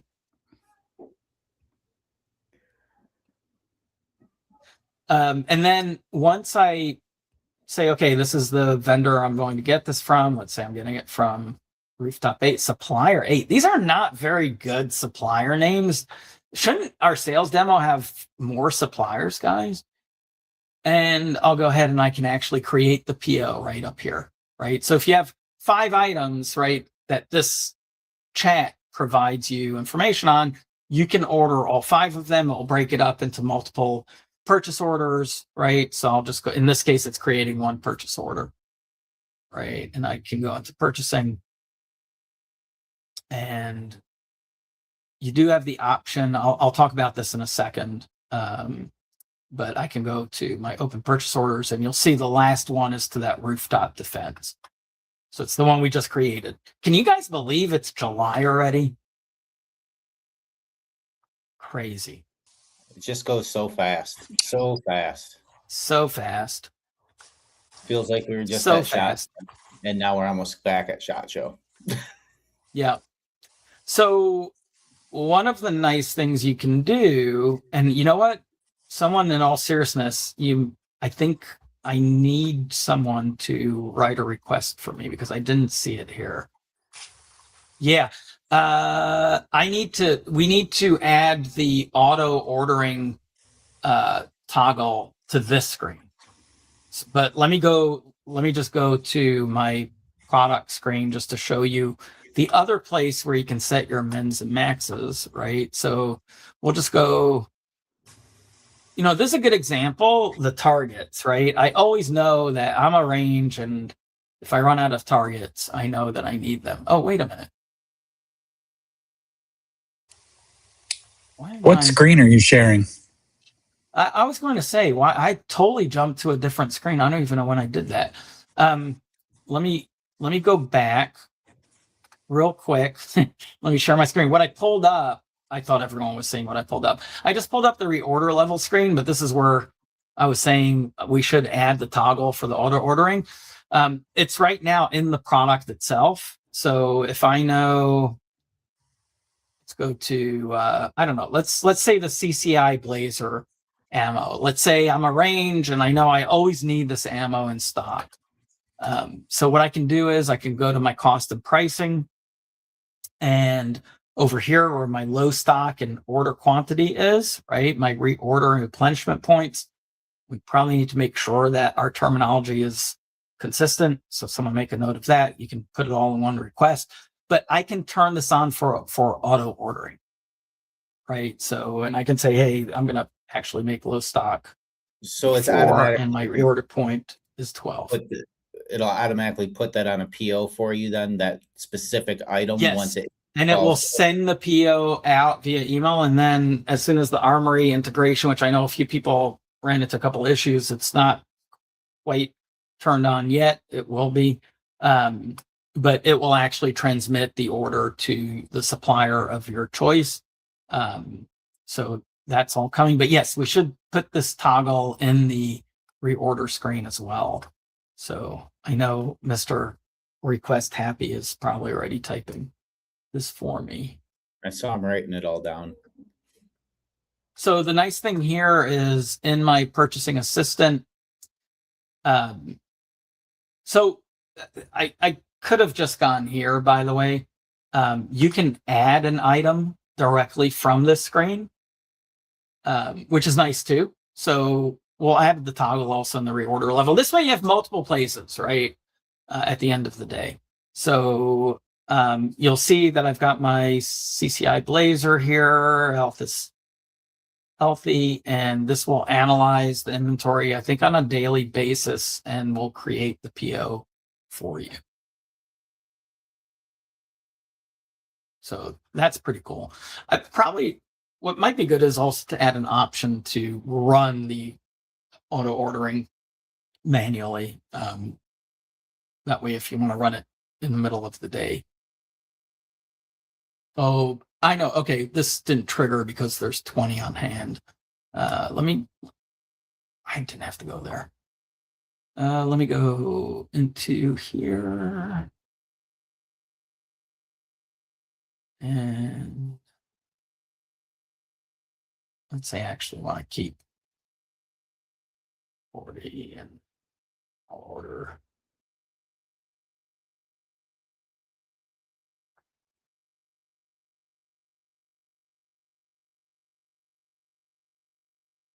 So you see what everything you missed, Oki, last webinar? So there you go. Sorry, so this will show you. This is great stuff. I'm glad I'm getting to see. I thought you were ignoring me. Yeah, No. It was. Yeah, it really is good stuff. Cool. So again, there's a result, but some of this was there, but most of it wasn't. So again, I know people think I just like going on and on in these webinars for a long time, but it really is. When we're doing a webinar, you know, we start seeing things, you know, there's chats going on, there's questions, and that prompts us, right, to keep improving things. So this will trigger on the next run. And I'll get back to everyone. I honestly don't remember how often it runs the auto reordering. I think it's once a day, but I need to double check that. So that's really cool. I'm going to leave it this way because I'm curious to see. So Hunter, remind me to check and make sure that our CCI gets ordered. And we're going to be expanding the auto reordering so that you can set some more rules up, so that you can, it can be flexible in terms of who you order what from and under what circumstances. You know, for example, even though supplier A is cheaper than supplier B, if they're not cheaper by a certain percentage, you may not want to order from supplier A, right? So we're going to try to let you define your rules that you use to determine what supplier to order from. You know, a lot of people just say, well, I always want to order from my number one supplier, but what if your number two supplier is 10% lower? What if they're 3% lower? That's huge. 2% lower, huge. Those numbers add up tremendously. That's a bottom line number. So don't. I'm going to ask the obvious question that if I were in the audience, I would say, hey, Ezra, so you're right. I'm using 4 different distributors. Will I be able to tell Corey, go find the best price? Yes. Yeah, and that's what I'm saying. So we're going to add rules to this to let you define what rules do you want Corey to use to order. Because again, just because someone has the best price doesn't mean that you always want to order from them. Sure. Right. Right. So there may be other factors, right? You know, maybe if it's SIG, you always want to order from your preferred supplier because you have, I don't know, some special incentive that you get if you're ordering just from that supplier. At the end of the day, we don't want to dictate to you who you order from. That's the bottom line. Where, again, if you're going to turn this over to your supplier and have your supplier do it for you because they think they're smart, so they've got all these smart programs for you. Yeah, they're smart programs because they're smart to offer you those to make sure they hold you hostage so you always order from them. And again, you know, I think the power needs to be in the people's hands, not in the supplier's hands. So, and again, it's still up to you, right? If you want to say, hey, no matter what, if supplier A has it in stock, I don't care, always order it from them, great. I mean, that's totally your prerogative. But if your profit, right, on products is, you know, let's say 10%, and you can affect that by 1 or 2%, that's a massive, massive difference, right? So don't just think that, hey, it's only $1 less, but it's $1 times whatever quantity you're ordering buy as many times as you order, and that's one product. So I never used to look at the small numbers, but small numbers add up quick. Very, very quick. So that's a lesson learned for me. I'm always learning. But that's a definite lesson learned. So yeah, so that's super cool.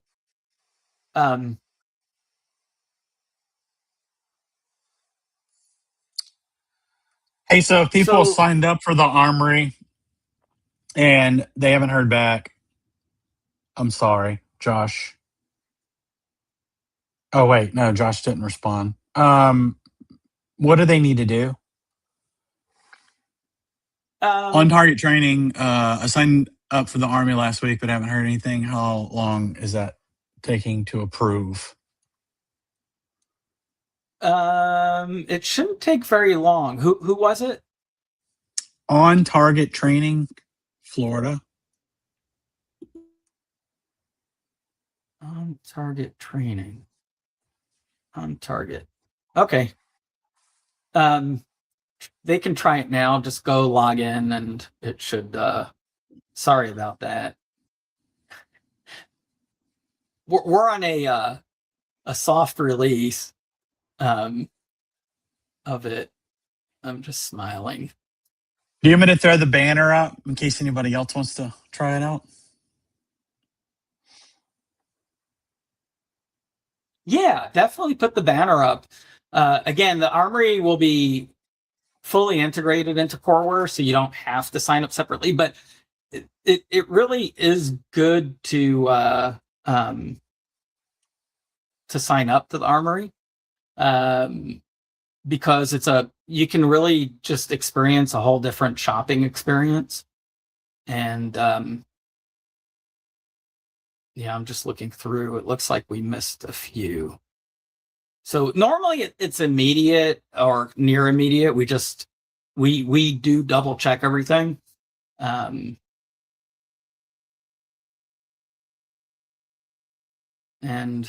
unless you're coming from some magical place, unfortunately, we won't approve you. You tend to steal everything that we do anyway. So I'm sure you'll find a way to try to copy us on this too. I'm talking to my friend Marlon. Good old Marlon. Josh, you know who Marlon is. Or Hunter. Marlon the Magician. It's magic time. Oh, I amuse myself way too much. If you haven't seen the Armory, go to the Armory, load up your FFL, and in the least, you can get a quick view of every distributor. But not only that, you can put in your credentials and start ordering. You can actually go to our depot, which is the shopping experience, and search for items. And we've got 20 wholesalers and more coming, hopefully. If you don't see your wholesaler listed, connect us. Like, let us know. We're trying to work with everyone. And this is a really, really good resource. You can search for any product. You can see who has the product. If you are, for example, if you've got an account with MBS, you'll see the MBS is in here, which is really nice. I can literally click on the product and see who has it at what price, right? So in this case, we've got Kinsey's, our good friends at Kinsey's, lowest price, unless you're, again, part of that buying group, the MBS. So our friends at NBS, if you have an NBS account, you can see their inventory here too, and hopefully they'll be adding the ability to place an order. But yeah, you'll see this is a great product I'm looking at because everyone has it in stock, and RSR has a ton of them in stock. What are we looking at? Oh, yeah. I wonder why that's all in stock. Because they charge in way more than everyone else. Yeah, probably. That's interesting. I guess that particular UPC isn't carried by South. Weird. So, yeah, we've got $1.63 billion in inventory. That's not a totally true number. Not us. There's a few wholesalers that don't provide you with actual inventory or don't provide us because they cap it. They don't want you to know their exact inventory numbers. So I would say this is a low ball of the inventory that's represented in the Armory. So, and it's very easy. Just go into My Sources and you can put in your credentials and you can start using it.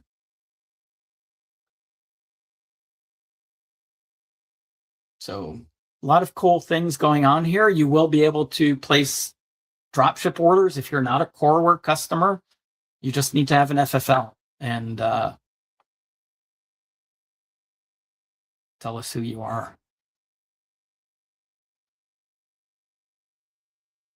So really cool stuff here. Josh, any highlights that you wanted to share? Not entirely. Not on my side. I didn't have anything prepared specifically. No, I know. I'm just putting you on the spot. Like any feedback you've gotten lately of, you know, some things that have excited people? I was actually on a demo yesterday and I showed off the notebook, and that was actually a huge point for them because they have a bunch of SOPs. They are a range that I talked to, and they have a ton of SOPs. They share notes with each other on a million things. And the notebook I showed them just to bring everyone together inside of one plan without having to, you know, have a million Google Docs open. That was actually a huge selling point for them. Nice. That's awesome. That was probably the first demo I actually demoed it, which was really cool. Nice.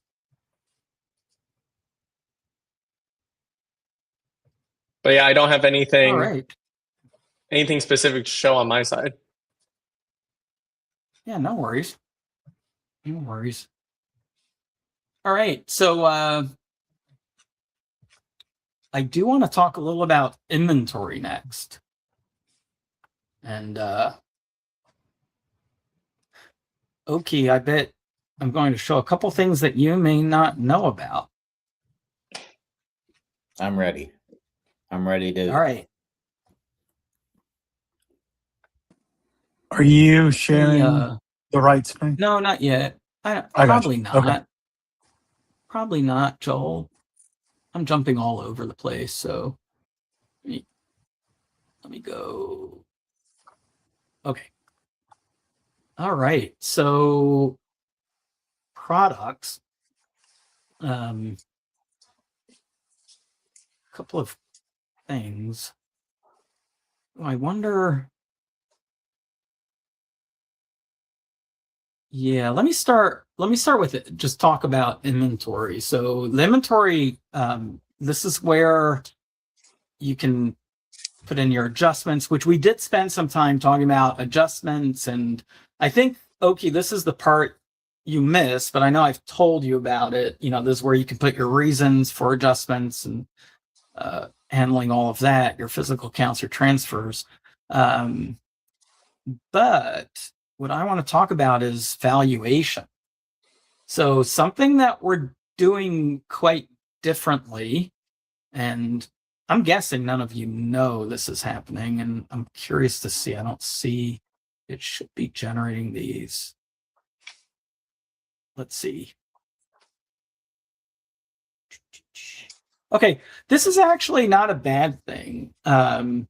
So if you notice, it's actually telling me there's no snapshot data yet. Daily snapshots are captured automatically each night. Use backfill utility, and the utilities populate historical data. So first and foremost, I honestly don't know why there's no snapshots here. But if you go into your Coreware and you're not seeing your snapshots, literally just read the screen, don't do the okey, and just click that utility, right? So it's in settings under utilities. The other way to get there is in the products module. You just click on settings and you scroll down. It's not quite as scrolling as the service module. So you won't get, your finger exercise, but I prefer less scrolling. Some of us like the scrolling. But you'll notice one or more locations are missing recent snapshots, so you can just use the backfill, right? And this is really powerful because I can go back and backfill all of my snapshots. So, and again, I do need a request put in to see why this isn't running automatically on this one, because it should be. Let's say I don't want to run. Is this the sales demo? What's that? Sales demo? Yeah, it's the sales demo. I don't know if we have it turned off on purpose or, but we should check. I'll just run the 30 days worth, 32 to be exact. And there's not many. So that's how quick it did it, because we don't have that many items. But in general, it's actually pretty quick to run. And you can also do well, I won't talk about the location pricing backfill, but that's also important to note, just Josh, on our support side. We had some customers that were missing some location pricing, so that fixes that. So what this does is it just captures a snapshot every day, right? And will show you your actual valuation of your inventory on a daily basis, which is really powerful. And this can be used for a lot of different reasons. Systematically, it makes it easier for us to determine different information like your inventory turns, your any variations that are happening with costs. So just a lot of information that's it's better and easier than how we did it previously in CoreStore. So and you'll see each item, you'll see, for any given date, you can pull up and say, hey, here's what my inventory was on this particular day, right? So this is a great tool. I mean, in any other system, everyone always wants to know, hey, I did my year end. When I did my year end, what was the value of my inventory on that day and time? Yeah. And in most systems, you have to run your report for your value as of today. Then you have to go back in and take out everything you've received since that day and add back in all sales value that you've sold since that day. So this is huge in that aspect. Yeah. Yeah. And again, we don't have a lot of data in the sales demo. So it looks like there's not much activity, but wow. What is wrong with these guys? But normally you'd see a difference, right? You can compare periods, which is really nice. So yeah, this is really powerful. You can also do an inventory turns report. And again, it tells you how it's calculating that report.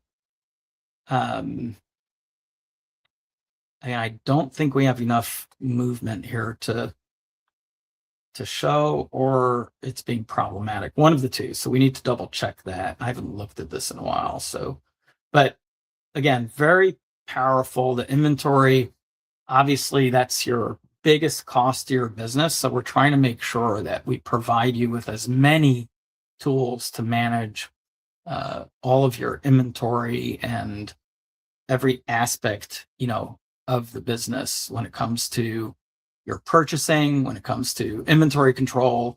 And we keep enhancing it further and further. One of the things we just made a change to is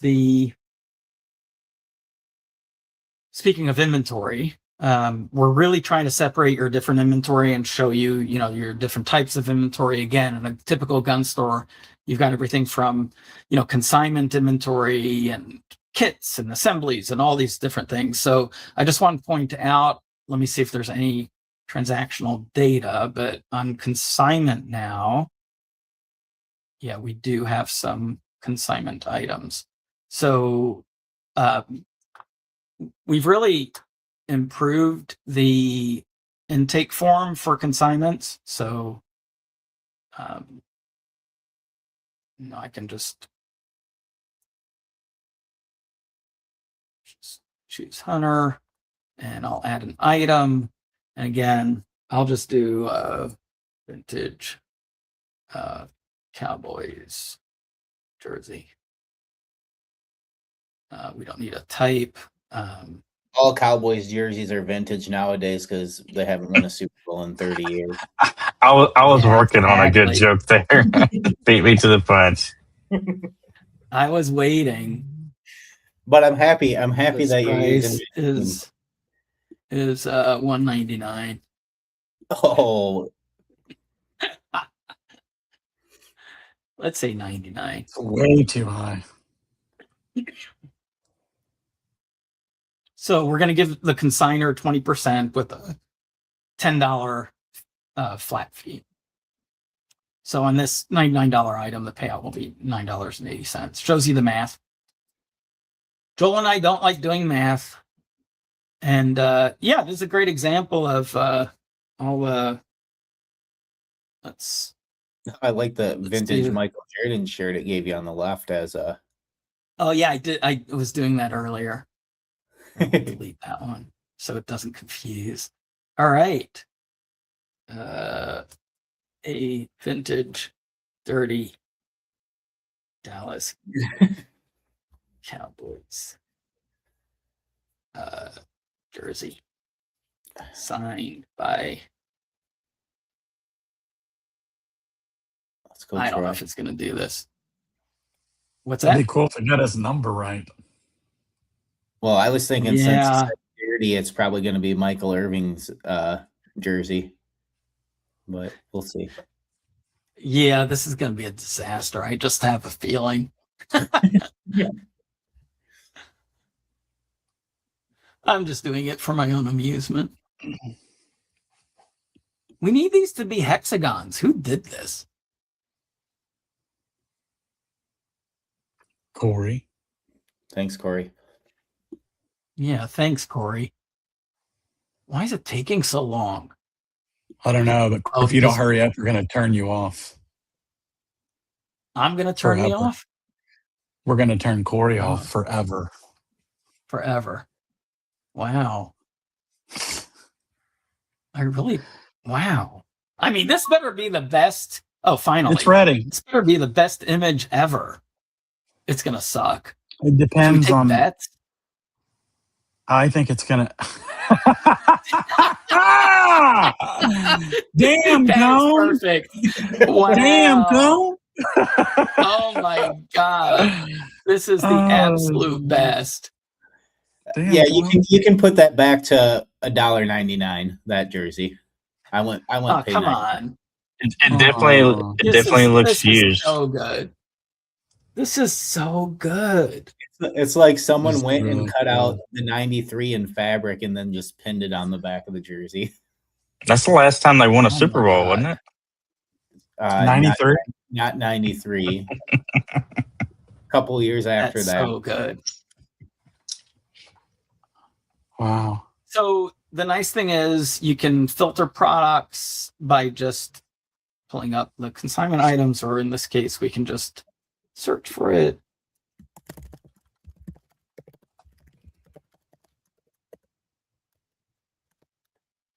And there it is. And the nice thing is you'll see it shows consignment, and I can literally click on this. It's a link. And this will actually open up the consignment. It will show you how many days it's been in stock. It will show you the consignment number assigned to it, who the consignor is, and what the payout and the fees are.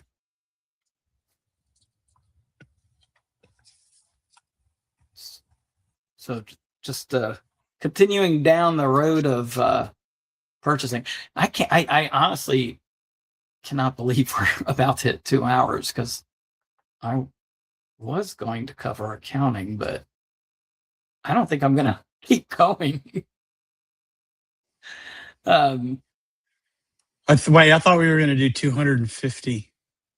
No, Not 250 minutes. I thought about it, but no, I'm not inspired by that steak. I'm just dragging, guys. With you. I didn't have as much as you, I bet, and I'm with you though. I'm completely wiped. You didn't finish yours? Oh no, I'll finish mine in probably 3 days. That's what you were doing this whole time. I do have a question though, and I hope you can answer it.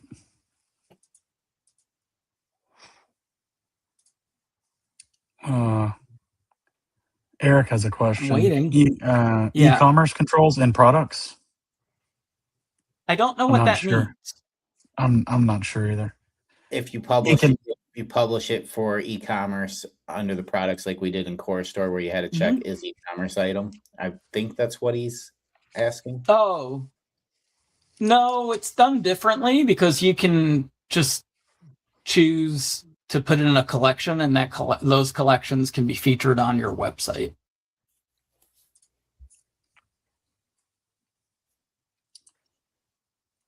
So here's my question.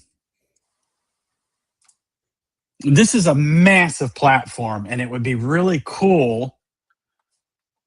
And this either comes from us, Coreware, or from you, the audience. Maybe send us or send me here. I'll throw my email up. You can email me personally. Just tell me what your workflow looks like. Like when you show up for work, what do you do? So that we can take some of these things that you do and then practically show you how that's done within this platform. Because when Ezra was talking about, hey, that's the first thing I would do when I got there in the morning. I mean, you guys don't even know. I didn't know that that's what you could do, and you may not either. So if you could just tell us what your workflow looks like, we'll show you how to plug these different things in to make it part of your new workflow. Because I know, man, I'm telling you, habits are really hard to break. If you've been doing something for 3 or 4 or 5 or 20 years, coming in, finding a new, I don't care how good the new tool is, right? I still use ChatGPT more than any of the others, and the other ones may be better. I'm just used to the user interface, the workflow. I'm just used to it, right? And it remembers everything that I've done over the years. But the tools get better, and you're not going to get better unless you learn how to use those tools. So it would be really cool if you guys could just let us know, like, hey, here's what my workflow looks like. You know, I come in at 7, I sit down, I see what needs to be done for the day. And then we'll show you how all those different things can be plugged in. Like if you come in, hey, we've got a notebook, right, that would really help plan out your day. You see what I'm saying? And we've got the way the notebooks work is you can have them visible to other employees on your team, right? So that then when they come in, maybe 5 or 6 hours after you, they open the same notebook you open. They see that maybe you've taken off some tasks that you guys were talking about yesterday. And we just I want you guys to see how this is actually practical for you, right? Because this stuff's very powerful. But if you don't know how to use it, or if you don't know where to plug these different things in, like tickets, it's request, right? And probably years you've thought, well, I'm going to put in a ticket. They're requests. It's just a different way of saying it, but it's the same thing, right? So you just put in a request. I want you to get as much as you can out of this stuff because it's very, very powerful. Every time we do one of these webinars, Ezra will point something out and I'm like, dude, this is freaking stupid crazy how easy we're making. And when I say we, I'm just talking about like humanity with all the technologies and the advancements and stuff, how easy it is to do things these days. You just have to know how to do them. Like having your procurement advisor, which is the purchasing assistant, your purchasing assistant, having that guy, right, constantly look at prices. And if you're one of those businesses that really pays attention to margins, you've got a robot constantly watching those prices, like the stock market, right? When to buy, when to order, all this other stuff. So please just let us know. And David had a question. What about pricing adjustments? Can the new system look at distributor feeds and tell us MSRP map cost increase and suggest a price increase? That's actually a good question. Sounds great. Yeah, like if the distributor or if the manufacturer or the distributor, their prices go up, you obviously want to be able to adjust logically. That's a really good question. He followed up like as a report or something we can review weekly. And that's what I'm talking about. Like so with this question, David, if we don't get into it now, I guarantee you we'll be able to look at how you would be able to do this, because that is something that you would want to come in and do either daily or weekly, depending on, your traffic and how much business you're doing. Well, just like you said, like the purchasing assistant, just having something like that shows the price changes from the Armory IO compared to what's in your inventory, and see if you want to increase changes. I mean, that would be awesome. Yes. And while you guys are thinking, if you don't mind, David's the guy that we sent the tomahawks to, so he'll be sending us pictures of those tomahawks. But I want to read you what he is having today, if you don't mind, because I thought it was so. And then I want you guys to tell me if you know what he's having. All right. He said, today at a minimum have steak adjacent, a succulent ground beef or ground steak patty, lavishly smothered in a slow simmered savory chili con carne and crowned with molten cheese. Does anybody know what that is? No, but I want molten cheese. Sounds unreal. It's a chili cheeseburger, y'all. he said in parentheses, a chili cheeseburger. But the way he wrote that, I was like, dude, that is so epic, man. So I think we need to get him to write us some emails. There you go. He is a master with he's a wordsmith. But so I'm going to throw my email address up. Anybody out there that wants to just email me, like, hey, just tell me what does it look like when you come into work? What are the things that you do to get ready for the day? How do you tackle tasks? Because we can be able to more, I'll email you back personally exactly how you would plug these different things in, because obviously we want you to use these tools to their max. And as you can see, I ran out of gas because I'm looking for my email address. Hey, are you going to take us out with the our favorite theme song that Colt and I voted #1? Oh, was that last week's? Yeah. Oki was there for at least that part. No, it was today's. You didn't hear it, Colt? I played it today. That was the same one? Yeah. No, it wasn't. Yeah. It felt different. Did it? It was not. That was literally the same song. No, because the other one had like that Greatest Showman feel, like, oh. Yes. Which one had that? That was not the same song. Oh my gosh. How Last do you not one? remember? Did I- The last week it did? You screwed You probably up. deleted it. Is it this one? Yeah. Coreware live. coreBLAST rising. I'm gonna have to go look at the previous video. Huh. For the ones built to run free. I don't think this is it, but this sounds good. Okay, I'm going to stop it. Hey, because we need to close it out. We need to close it out properly. Hey, do we have any open questions that we need to Let me respond see. to? I don't think so. Don't think so. I'm not seeing any. No. All right. Hey, any Cool. chance Coreware will all right, have a so- link to That was it. eforms.atf.gov? A link to the ATF forms. What? I'm not. Janice, can you expand? Is that NFA for items? the form? I think Is that Janice means NFA for items? NFA items. Yeah. Oh, Yeah.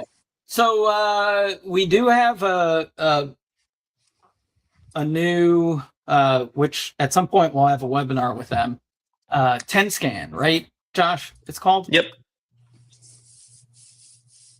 Yeah, it's Yeah, 10scan. 10scan. They integrate into us. They're also a customer. Shout out. And let me just share. So this is 10scan. Really good system. Integrate into us. It even looks like, you know, our new Coreware platform.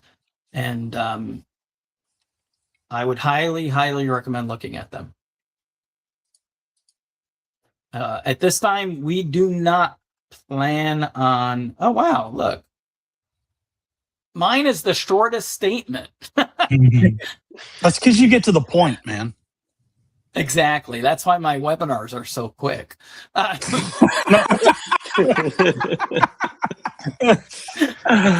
Oh my gosh, I'm going to pass out.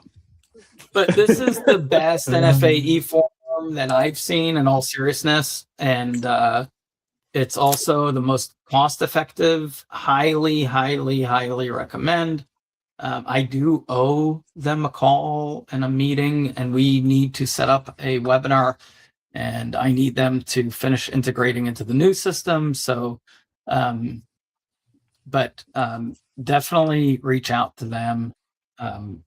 I think it's the right solution, and we can pass on your information if you want. But Michael, if by some chance you're watching this webinar, and if you're not,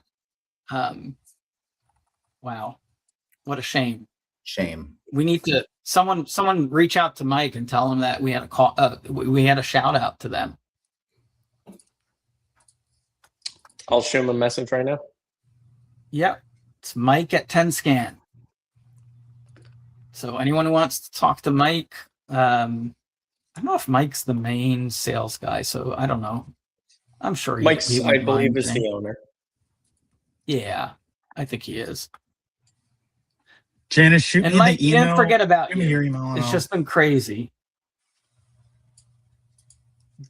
But yeah, it's a really good solution. Shoot me your email, Janice, and I'll make sure that somebody knows who you are.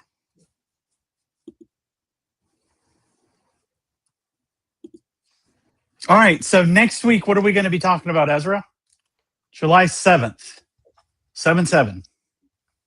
7/7. So, well, You we're got to not briefly talking about touch on much, which accounting. means- Well, I was going to do a deep dive in accounting, but I really don't feel like deep diving into accounting at this time, but I need to.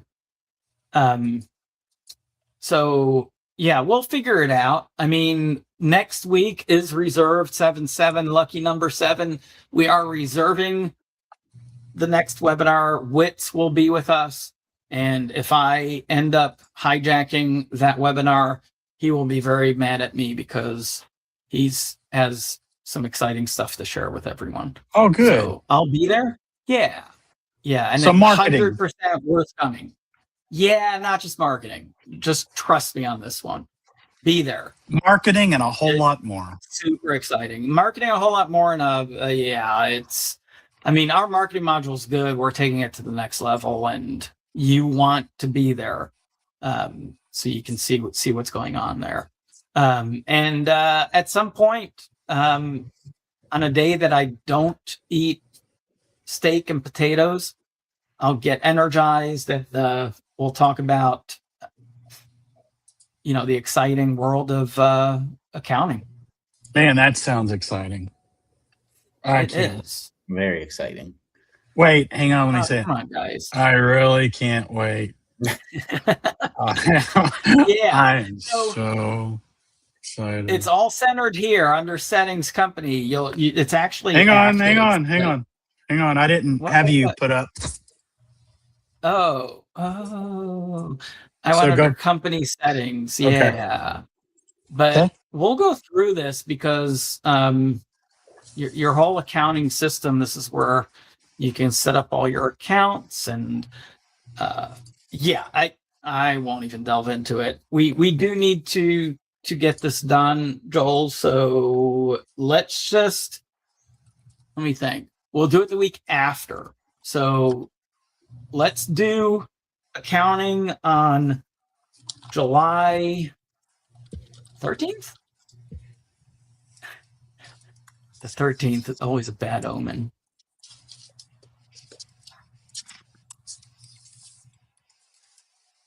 Let's pull up a calendar here. No, not the 13th. Let's do it on. We'll do it on the. Do we like Wednesdays better? I think Wednesdays are better. Wednesdays are great. Everyone. Wednesdays are great. 7:15. We'll do Wednesday. 7:15. The 5th. Hey, that's appropriate. The 15th is normally tax days, so perfect. Accounting. There you go. All right. So everyone, July 10th. You ready? That's next Friday. Is going to be action target. So if you run a range, own a range, thinking about building a range, wherever you are in that process, make sure you have all of your questions ready. This is something that could greatly help you. If I could build a range, I would. Ezra, when are we going to do core range? We're going to have that. It's a 500 bay pistol bays, 400 100-yard long rifle bays, and it's going to be the cleanest air you could ever breathe. When are we doing that? You said? You know, I have no idea. He's like, I have no. Here's the only thing Ezra does know. Joel's getting drug tested today. No, seriously. Hey, if you go ahead. Speaking of range, I do want to mention something that Colt just posted internally. But if you are going to goals, it's goals, right? Goals. Leadership Summit. Yeah. If you are going to goals, Des Moines, Iowa, that also happens to be where Brownells, meaning Crow, is. Brownells Crow. And they are hosting the range day on the 30th. So we should go, Colt, I think. I don't know when you're getting there. I'm getting there on the 31st. Oh. You'll be right on time. Too bad. Yeah, I'll probably Maybe miss some out. of us will go. It might be good to go to that. What do you think, Josh? To the Brownells range day? Yeah. I already have a crew going. Oh, you do? Cool. Yep. Yeah, that was Marshall that posted that, by the way. Yeah. Oh, I thought it was. I wasn't paying attention. I know what you mean. We have I'm in a food coma. Go ahead, Josh. We have a team going and a plan already with Nate over at Brownells, so we're all perfect. set. Okay. Awesome. Very, very cool. Well, just so everyone knows, if you're going to goals, definitely worth going to range day. I'm sure they're going to make it a really, really nice range day. Yeah, already looks like what they're planning. It looks really cool. That's awesome. All right. Well, there's no shortage of content, no shortage of webinars coming up, no shortage of seeing us in person if you want in Des Moines, Iowa. Thank you, everyone. Have a super, super, super happy 4th of July, 250 years. Yes. This 250 years. This is the right one, Ezra. Guess what? It's not the right one. I fooled you. It's the last one. Nope. Is it just the insert the same? No, it's the same word. Same lyrics. Different song. Guys, thank you so much. Thank you, guys. We'll see you in the next one. Thanks, guys. Happy Independence Day. Remember, you can vote your way out Wait, you can vote your way in, but you have to shoot your way out. We are definitely banned now.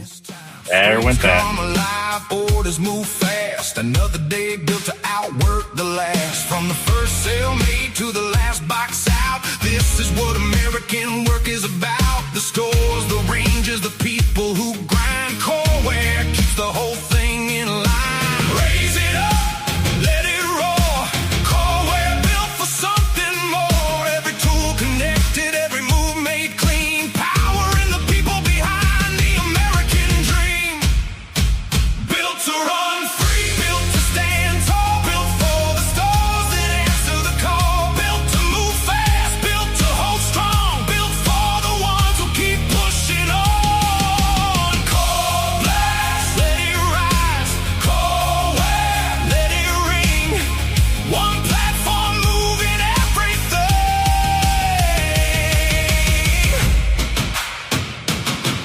Inventory tight, customer flow, payments and products ready to go. Less wasted motion, no falling back. Coreware keeps the whole shop on track. When the rush rolls in and the pressure gets loud, the right platform helps the team stand proud. Behind every counter and front door name, the work moves forward, the mission stays the same. For the early mornings, for the late night counts, for the hard-earned wins, when every minute counts. For the hometown stores built to last. That's why we show up for coreBLAST. Built to run free, built to stand tall, built for the stores that answer the call. Built to move fast, built to hold strong, built for the ones who keep pushing on. coreBLAST, let it rise. Coreware, let it ring. One platform moving everything.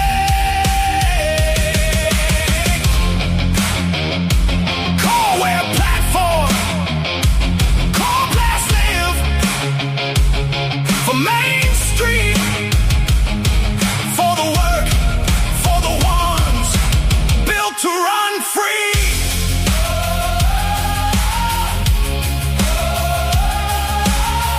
One platform, one mission.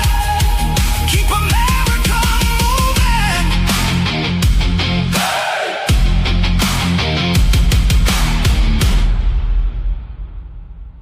Yes. Thank you guys so much. We'll see you in the next one. Bye, everyone.